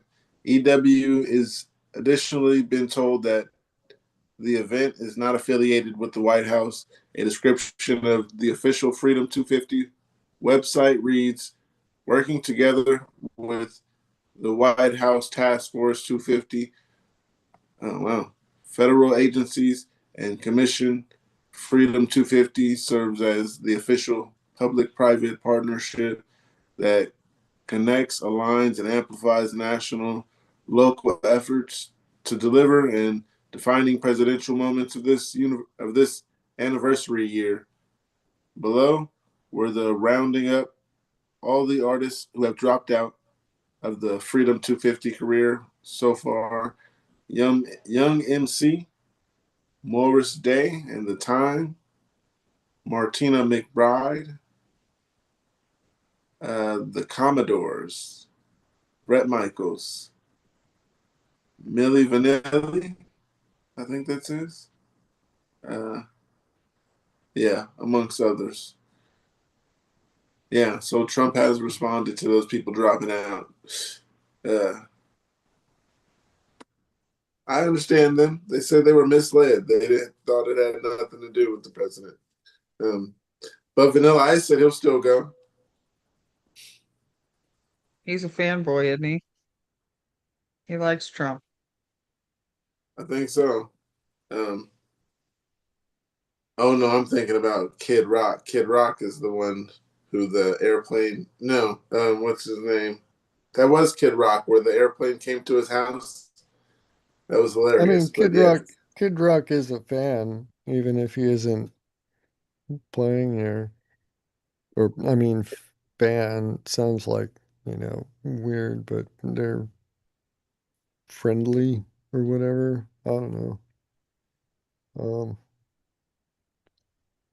yeah, just give Kid Rock a call. Get him to come. I mean, something that seems interesting. They're saying most artists have dropped out or something. I mean, it was a lineup of 9 people and 5 of them have pulled out. So 5 are gone, 4 still remain. That's most technically, yeah, but it's just a little bit more than half. So it's not like a big, huge majority consensus of all of the performers are departing in protest, like the article's headline might have some people believing. Um, I don't know. I'm not a Trumper, MAGA person. I don't care either way. Whatever. Who cares? Let the artists do whatever they want. If they don't want a paycheck, that's fine. Whatever. You know, wonder how much they're paying. I don't Uh, know. Whatever it wasn't enough, apparently. Um, maybe that was their mistake. Maybe that the Trump administration wasn't the big problem. They just needed a bigger paycheck. Bump it up a bit and, you know, Trump referred to them as third rate, the ones who dropped out. I mean, That's his typical response to anything that, honestly, they kind of are. None of them are huge, big draws on their own anyway. They're not gonna get much headline exposure on their own outside of this festival. It's probably their biggest gig for the entire year. If they want to leave out of protest, whatever, right? I don't know, but I don't know. Commodores were big back in the 70s, yeah, maybe Brick like the House. 80s. They had like one song that I know, and other than that, I don't know. I don't know if they were technically a one-hit wonder, but to my perspective as a millennial, the one hit that they had was pretty good, catchy, definitely well known. But yeah, what else did they do? I I don't don't know. know. Martina McBride, I know she's like a country-ish pop person. I don't know any of her songs. And the others I've never heard of. So Millie Vanilli's the one that got caught lip syncing. Millie Vanilli I'd heard of. Yeah, Yeah, just because of that, which I thought was kind of funny, whatever. So how talented are you as a performer if you got caught lip syncing? If you had to lip sync in the first place and it's then you were so bad at it that you got caught, like you're not that great of a stage act. So, yeah, I don't know. This whole thing is just stupid. It's just celebrate the country's 250th anniversary.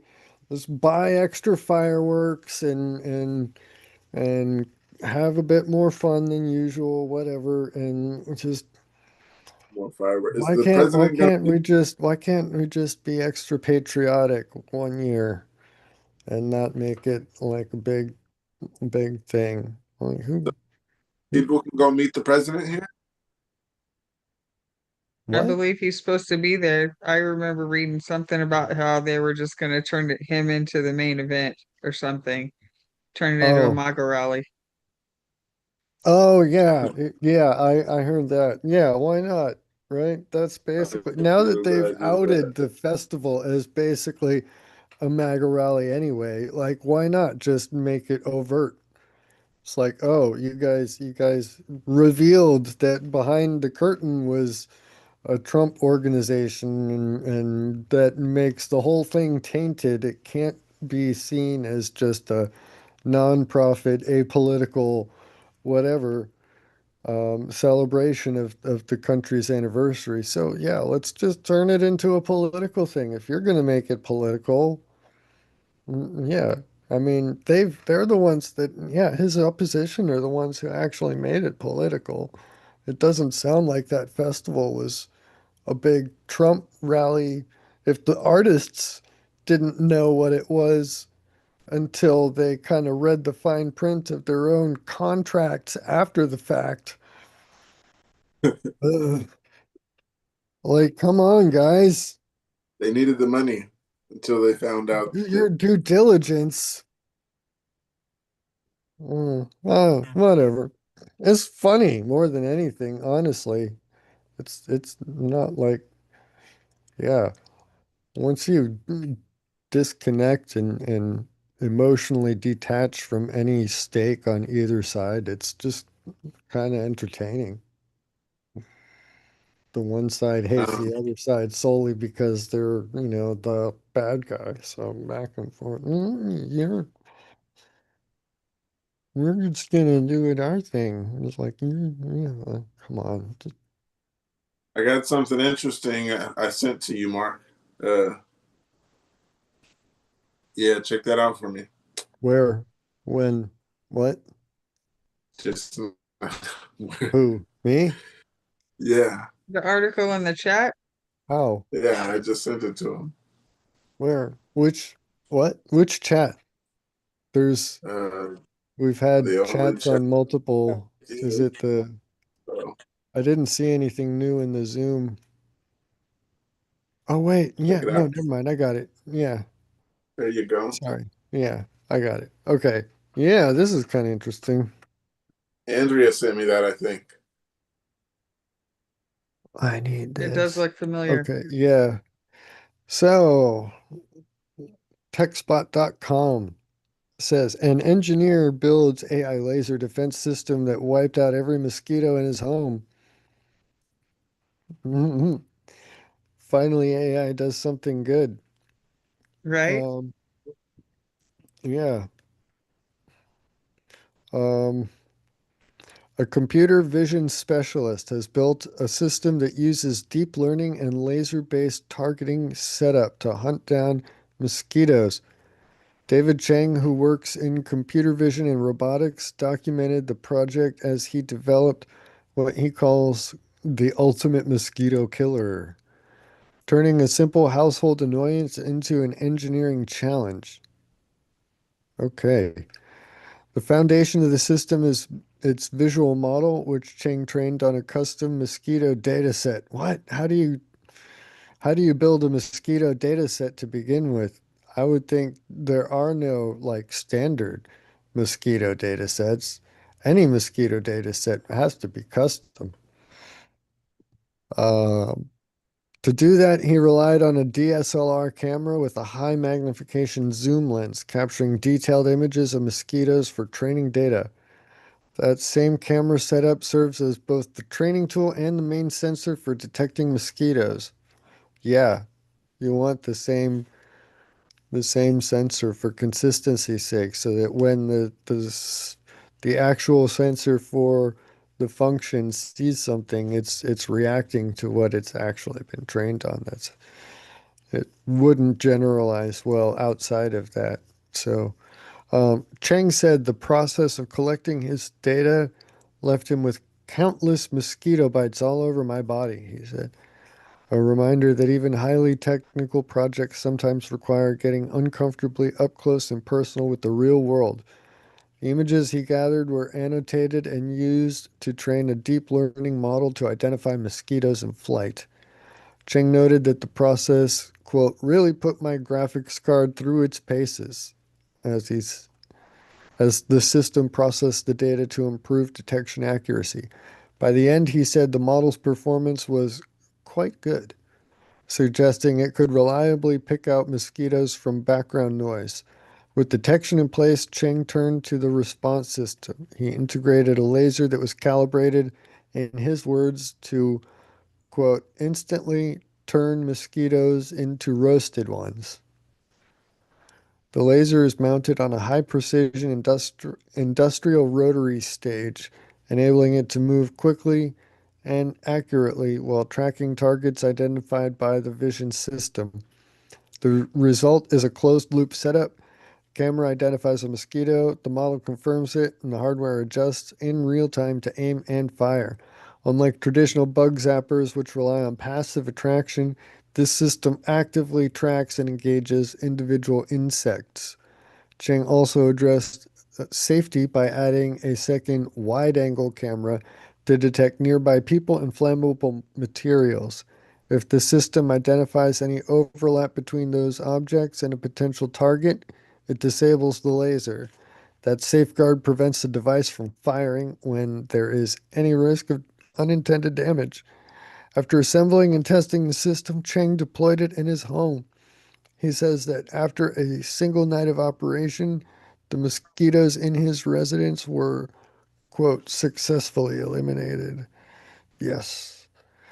While the project is experimental, it illustrates how DIY builders can now combine consumer hardware with robotics techniques.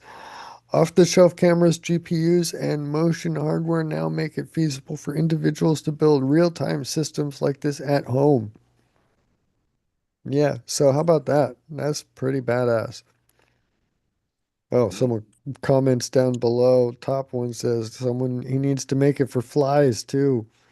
Ah, I seen one comment here that I thought was interesting, and it says mosquitoes are nutrition for small insects, mammals, and fish. Killing them at this rate would certainly upset nature. not inside his house. But yeah, yeah, that's something I remember. Um Back down in Naples by the Everglades, mosquitoes were horrible. Um, but there were bats. In one of those, the Everglades article, they mentioned bats. There's the largest wingspan bat in the state of Florida is native to the Everglades area, and I remember seeing those things flying up above overhead, as the sun was going down. It was cool watching them. They never got too close to the ground, so you never felt like, oh my gosh, they're like you need to cover your head or bend over or anything. But they're, flying up and crisscrossing and stuff in ways that birds definitely never fly. So you could tell pretty quickly, pretty easily which ones were bats and which ones were birds. And the bats are pretty interesting. They're actually protected in the state of Florida. Bats are up until like late October, it's illegal to harm a bat. They're important because of their mosquito control population. They don't If you don't have the bats, mosquitoes would explode way bigger than they already are, and that's a problem because they transmit a lot of diseases around here in Florida. So I don't know if you remember like the Zika virus and that they scare. Yeah, that was a big concern down here because of all the mosquitoes. And there's been a lot of those viruses. West Nile virus, hantavirus, Zika virus. There's always something. And the mosquitoes are always the culprit. That So hantavirus was for mice. I don't know. Maybe, probably. But if the mice get bitten by the mosquitoes, then the mosquito got. And then if the mosquito bites you, then you got it. Maybe. I don't know. Uh, Possibly. Me. I never paid too much attention to it because there's nothing you can do anyway. Like aside from just taking the normal precautions you would take for mosquitoes in the area anyway, there was nothing above and beyond for me to do ever. So it never really crossed my mind. Never had to pay too much attention to it. I never understood why it was such a big deal to the rest of the country about all these mosquito-borne illnesses. Like you need to all this protection. I'm like, yeah, why aren't you already doing that? But now I understand now that I'm a bit older. But yeah, to like a 10-year-old, 12-year-old, just like, what the heck? This is normal, isn't it? um, I forgot what I had to say. There was another article you sent me that I sent it back to you, Mark. But Oh boy. there was something else I was gonna say. Hmm, totally forgot what it was.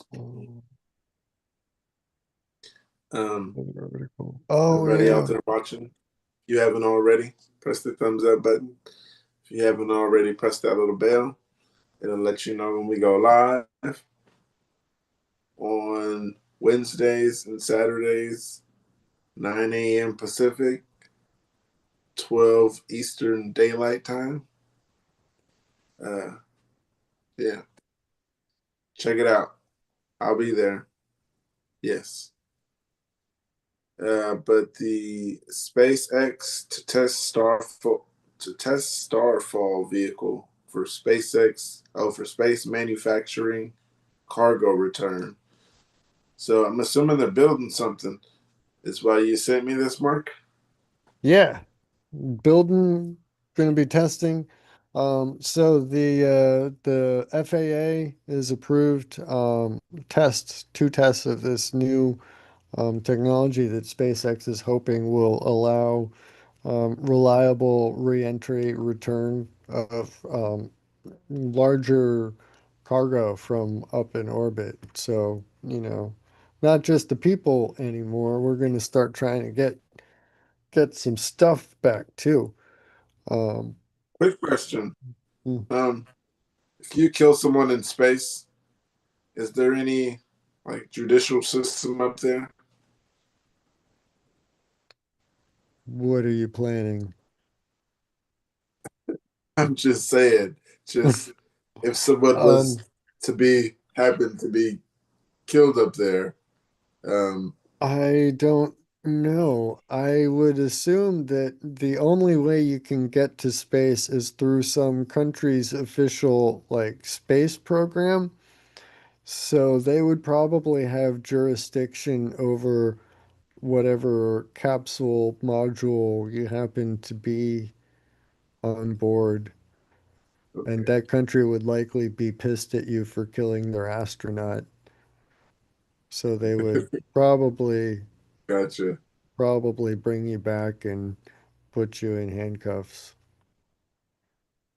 gotcha, No big parade celebratory return for you. Uh, but so, okay. Um, SpaceX will soon test reentry vehicles that could enable in-space manufacturing and rapid point-to-point cargo delivery, according to documents from the Federal Aviation Administration. So that's an interesting one.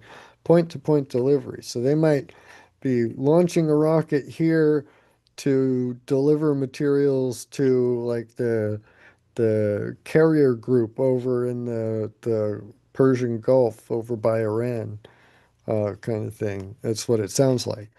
Um, on May 15th, the FAA issued an environmental assessment for test flights of the new reentry vehicle called Starfall. Separately, the agency issues a record of decision approving the test flights. Issue agency? Okay. This was all announced to the public in an FAA space update on May 29th. New information on SpaceX's Starfall project has remained SpaceX has remained tight-lipped when it comes to providing specific details to the public regarding Starfall.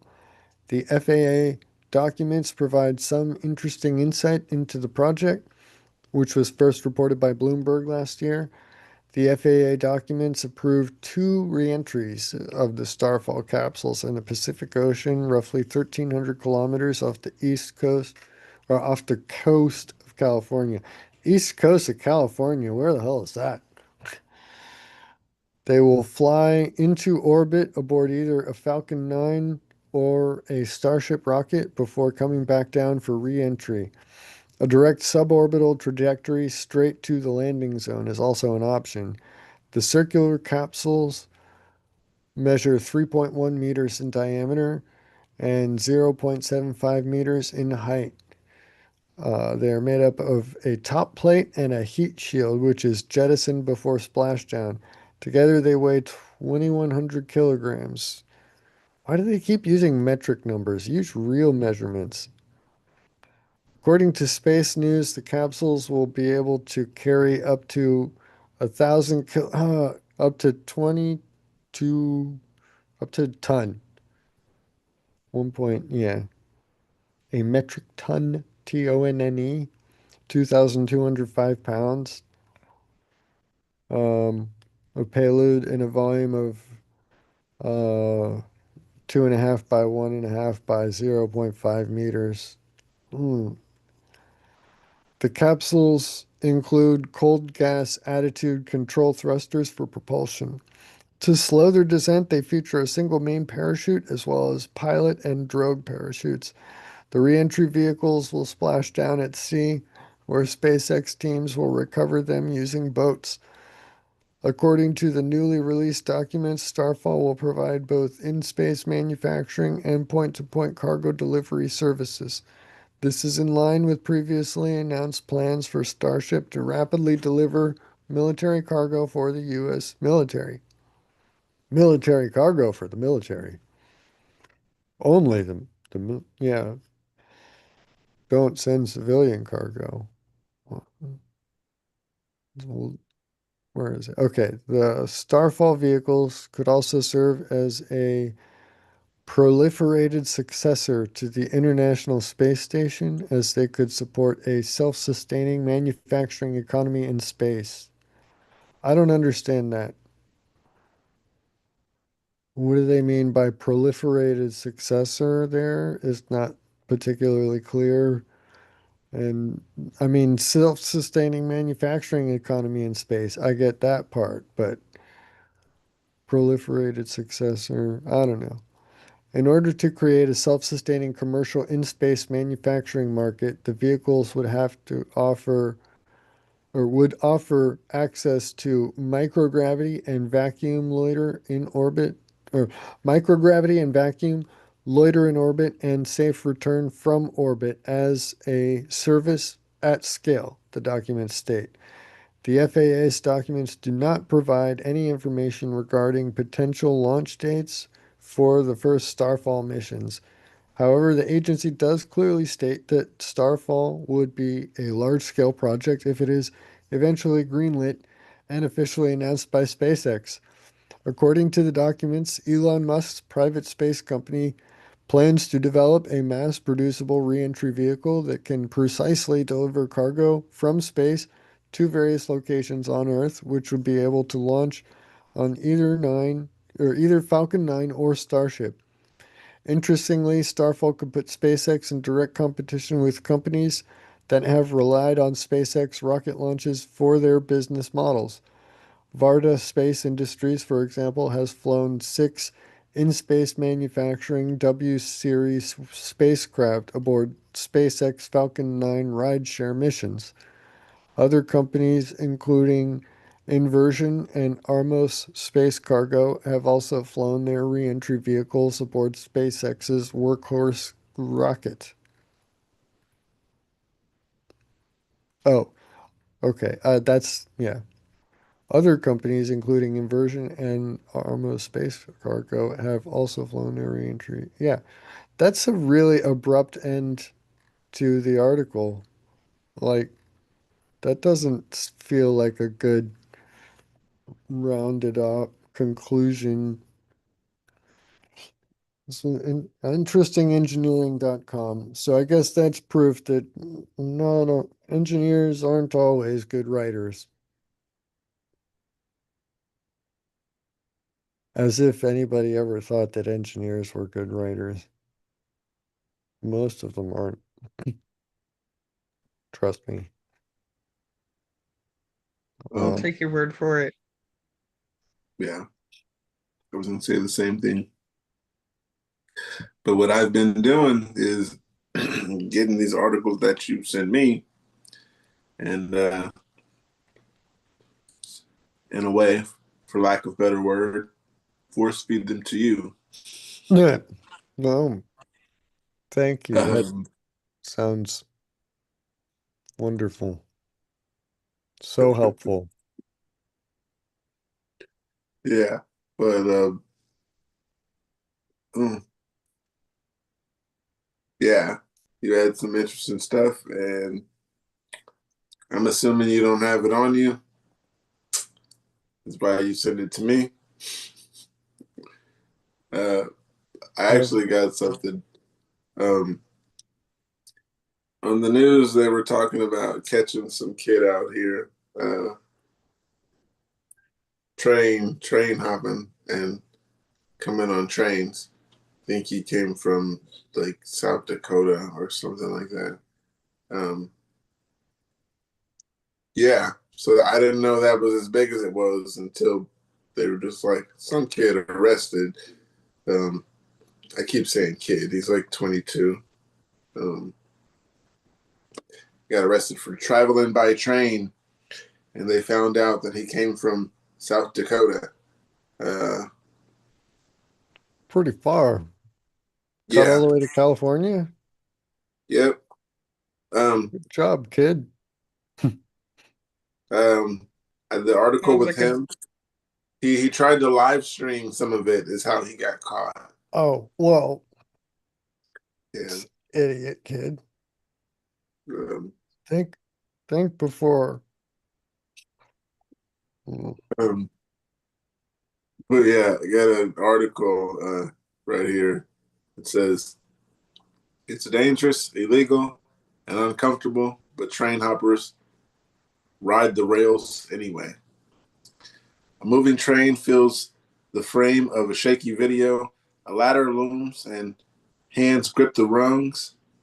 A blur movement, and you're inside of an open train car piled with coal, trees, whipping by on either side. It's super fun, says Will, whose GoPro camera captured the action while is a train hopper, and despite the obvious danger, says his hobby is kind of peaceful. There's usually nothing around except a bunch of scenery and no people, he says. It's a great way to be alone. He's part of an American tradition, more than 150 years old. Daring content creators may have replaced hobos with bindle sticks as a public face of train hopping. But it was originally work, not thrills, that drove men to the rails. Will, aka Transient Explorer, it says the Transient Explorer acts to only use his first name because train hopping is illegal. He has traveled this way all across America, working remotely as a software engineer. The 25-year-old spends his free time combing through the open source railway data and online forums to determine which train to take, when they'll show up and slow down and stop, where to hide at and wait, and what type of train car to jump into. Wow, that's interesting. Some trains are bad, like the ones that carry cars and the auto wrecks. There's nowhere to hide on them. Really good ones are hopper cars, also called gainers, he says. He also likes cars that carry shipping containers because those are typically spacious and draw less attention.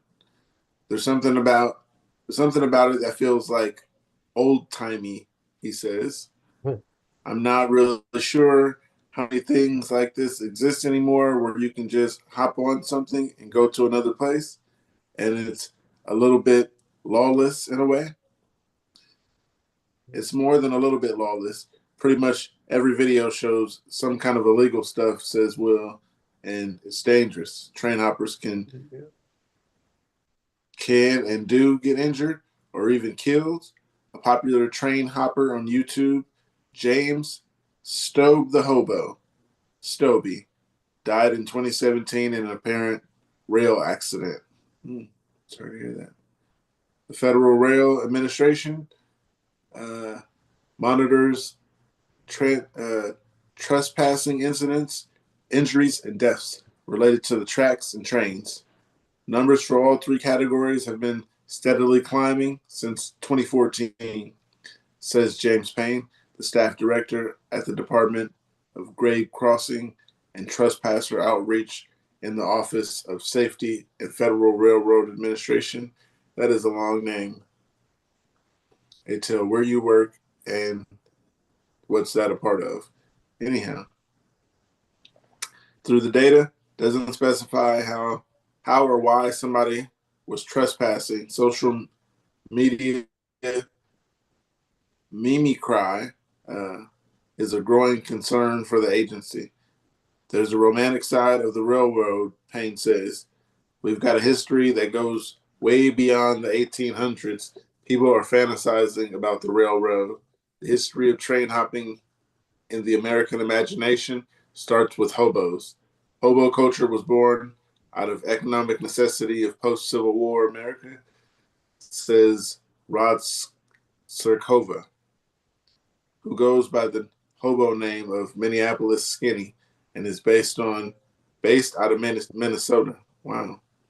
During the Civil War, young men saw different parts of the country that they never knew existed, Sikora says, and the trauma and battle drove a lot of people to take risks. Economic necessity played the strongest role. Many parts of the country were experiencing a recession, but other parts were in need of labor force, says Sikora, who spent decades researching hobos. Sikora funded a hobo archive with Laura Carpenter, a graduate student in American Studies at University of Iowa, who studies hobo culture. She developed an early interest. Her grandmother would feed hobos passing through her Minnesota town. Carpenter sees parallels with digital nomads who travel the world doing remote work. Hoboing is defined by a specific work ethic that relies upon location-independent capability, but also stability in terms of seasonal temporary work, she says. But as the 20th century wore on, restrictions on railways increased. Faster trains were harder to hop onto. Technology such as body heat detectors made it easier to get caught. Fewer hobos ride the rails. The dangers kept an awful lot of people off the railway. At the same time, it suddenly became a different kind of challenge for Sikora says. Someone between old school hobo and thrill-seeking youngster is a longtime train hopper, George Graham, 68 years old, who posts videos of his rides on YouTube. As a child in Wichita, Kansas, he yearned for that adventure. I wanted to ride a raft down the Mississippi, be Huck Finn or something. He says his wanderlust, hopping trains, turned out to be the excitement he needed. More than 50 years later, through a career, marriage, and raising a family, it's still a constant in his life. Part of the appeal for Graham is the history. You come to this appreciation for what human beings have accomplished, what those laborers went through to put those rails in place. It's just amazing, he says. You're traveling over an area that really hasn't changed. And hobo culture waned. Um, he encountered fewer and fewer people on the rails. You used to see encampments of people on the occasion, Graham says, who now live in Wisconsin. You could go down to a hobo jungle and there'd be hobos. And nowadays, that's just not the case. The lifestyle is not for everyone, he says. It's much more difficult than perhaps the videos convey. It's hot, it's cold, it's rough at times, it's a terrible way to travel. And yet, he says, it's a little bit like hunger or thirst. I think as long as I'm physically able to have an urge, then I'll do it. YouTube strikes back. About a year ago, YouTube cracked down on Will's videos for violating community guidelines. All that's left on his channel is a video about listening to trains. Many of his friends also had to take down their content, Will says, and their appeals to YouTube were unsuccessful. YouTube didn't respond to NPR's questions about community guidelines or why some train hopping videos were removed. Will plans to keep making videos to share for Sunday. For now, he says, I think I'm just going to focus more on the activity itself. Yeah, so this guy is working from home basically while on the train.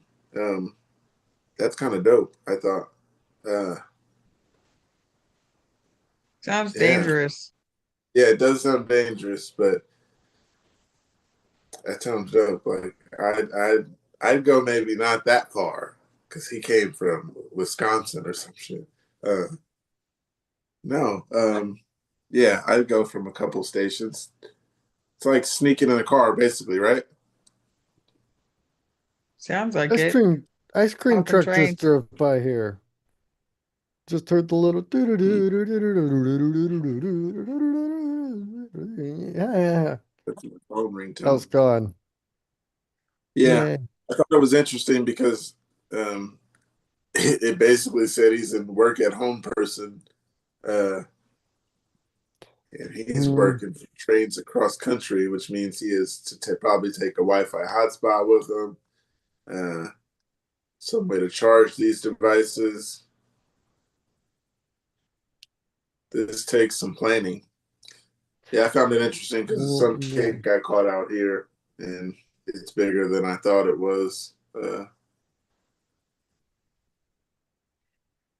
Yeah. I mean, when they wrapped it up, like NPR, like never, they didn't get back to us, like YouTube community guidelines, something uh, like they were wondering why YouTube was removing the videos and stuff. It's like, well, because the violation of community terms and service. The videos are basically like a guide to committing a crime, right? The rail Right. hopping is technically illegal, so all of his Yes. videos were basically just a how-to manual on committing this crime.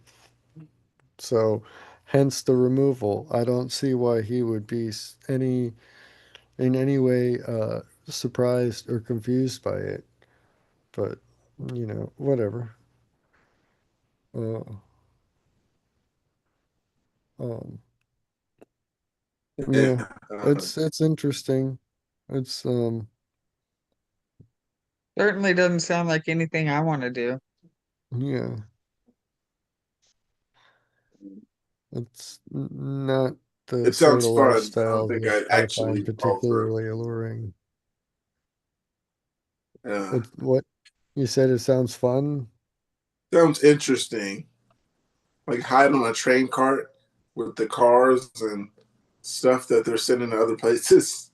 Uh, Not getting caught and getting stuck in some random town is the messed up part. Or getting hurt in some other state. Yeah. Yeah. I'll pass. Thanks. Gotcha. I'm good where I'm at. With you on that one, Mark. I just said it sounds fun. Yeah. You have a very different idea of fun than I do. I mean, if I'm not in danger, I'm not running on the top of the train or anything. If I'm just hopping on a car, I need to How know is it more fun about to it. be sitting in a train car box, like in a box car? That just doesn't sound like fun to me. They don't air condition those things, you know that, right? Oh, they had videos too where they were like the train cars that had no top that just usually carry coal. Some of those train cars had nothing in them, so they were also camping in those. Sorry, I didn't show you the picture for you to understand what it looks like. But yeah, I mean, they don't air condition the open top ones either. yeah, that's why they Or say the big sometimes it's shipping hot. crates. Yeah. Sometimes it's hot, sometimes it's cold, and yeah, so that's what they said. So prepare yourself for that. Sometimes it's hot, sometimes it's cold, sometimes it's raining. It always sounds like it sucks though. Yeah. I know. I was just hoping you had some more articles because I got a whole lot, but I got one You've here got a specifically. When last time you guys heard about some cannibals? um When I watched the movie about the soccer team that crashed in I think it was the Andes. Oh yeah, I told you about that one, right? Oh, I've seen that one years ago. And then they've done a remake not within the last few years. The original Yeah. one was called Alive, and then the remake's called Children of the Snow, I believe. I just watched it like last week. yeah. Okay. Maybe like 4 or 5 weeks ago or so is something. It was reading about a Hindu death cult sect that practices ritualistic cannibalism and desecration of corpses. They go and dig up the remains of um, freshly buried bodies and take them and burn them and cover themselves in their ashes, and in some cases have been reported to consume flesh of those corpses in their religious uh, observance practices system. I don't know. I'm not particularly informed on Hinduism. Grandma, it's what's for dinner. Oh, no thanks. I'll pass. Go to bed hungry.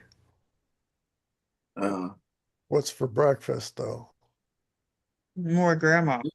um, Oh, when I brought up cannibals because I had an article, uh, the guy who ate his brother's eye, they found him dead.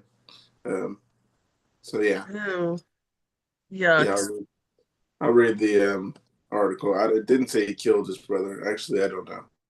I'll read the I'll be article. right back, but I'm still listening. It says a cannibal who butchered his younger brother and ate his eyeball has been found dead months after he was found not guilty by reason of insanity. Matthew Hurtgen was accused of brutally killing his 26-year-old brother Joseph during a psychotic episode before mutilating the corpse. The former university soccer player was cleared of Joseph's murder by reason of insanity by Mercer County Superior Court Judge Robert Little in March. Hurtgen was discovered unresponsive inside Mercer County Jail on May 8th, according to Mercer County Prosecutor's Office. Officials have not yet released formal cause of death, but New York Post reports that the death is being treated as a suicide. The 31-year-old attempted to take his own life just days after his arrest in February 2025.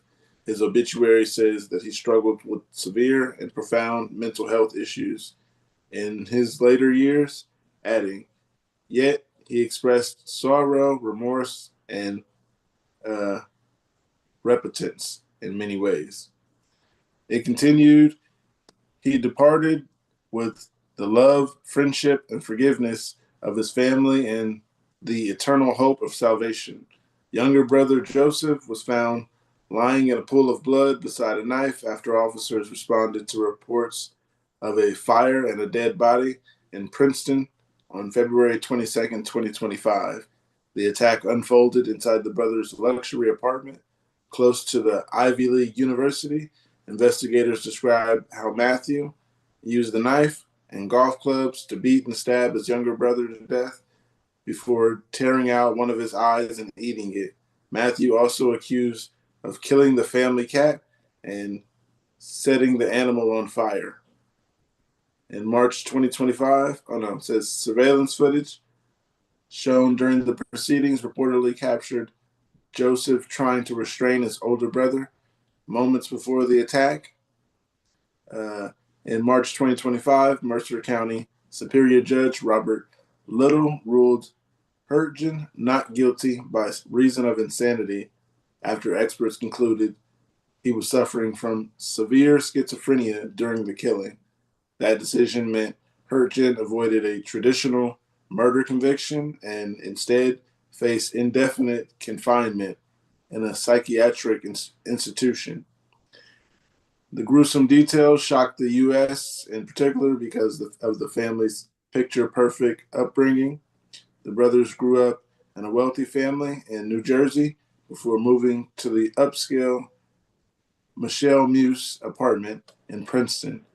Joseph's obituary at the time, his death paid tribute to a, end quote, kind person with an, end quote, a great love of life and a smile that brightened every room. Yeah, that's it. Yeah, that's unfortunate because mental health is real and Very unfortunate. yeah, that's really all I can say. That's messed up. So not just skin him, but eat him and eat his eye. They got some pictures of these kids up here. Oh, never mind. They're alive on these pictures. I would I'd hope hope so. so. Yeah, I guess I'll send you the article so you can know what they looked like before getting skinned. And Mark, I seen that article that you sent. I was assuming it was for you. Yeah. Oh, I just dropped a link to the Wikipedia article about that Hindu sect that I was referring to, the Agori. Oh no, you were saying you were gonna. Oh wait, no, that is what you did. Oh no, I I'm was confused. talking about kinda, yours. I'm starting to lose focus, energy. You know. All right, we can quit here. And everybody out there for watching, thanks for watching. And come back on Saturday, and we'll be here 9 a.m. Pacific. And once again, thank you for coming. Press that little bell that lets you know when we go live. And soon I'm going to eventually post some shorts so we don't just have videos. We're going to have some shorts coming around. You never know. Check them on it later, and we are out of here. Have a good night or a good evening or wherever you're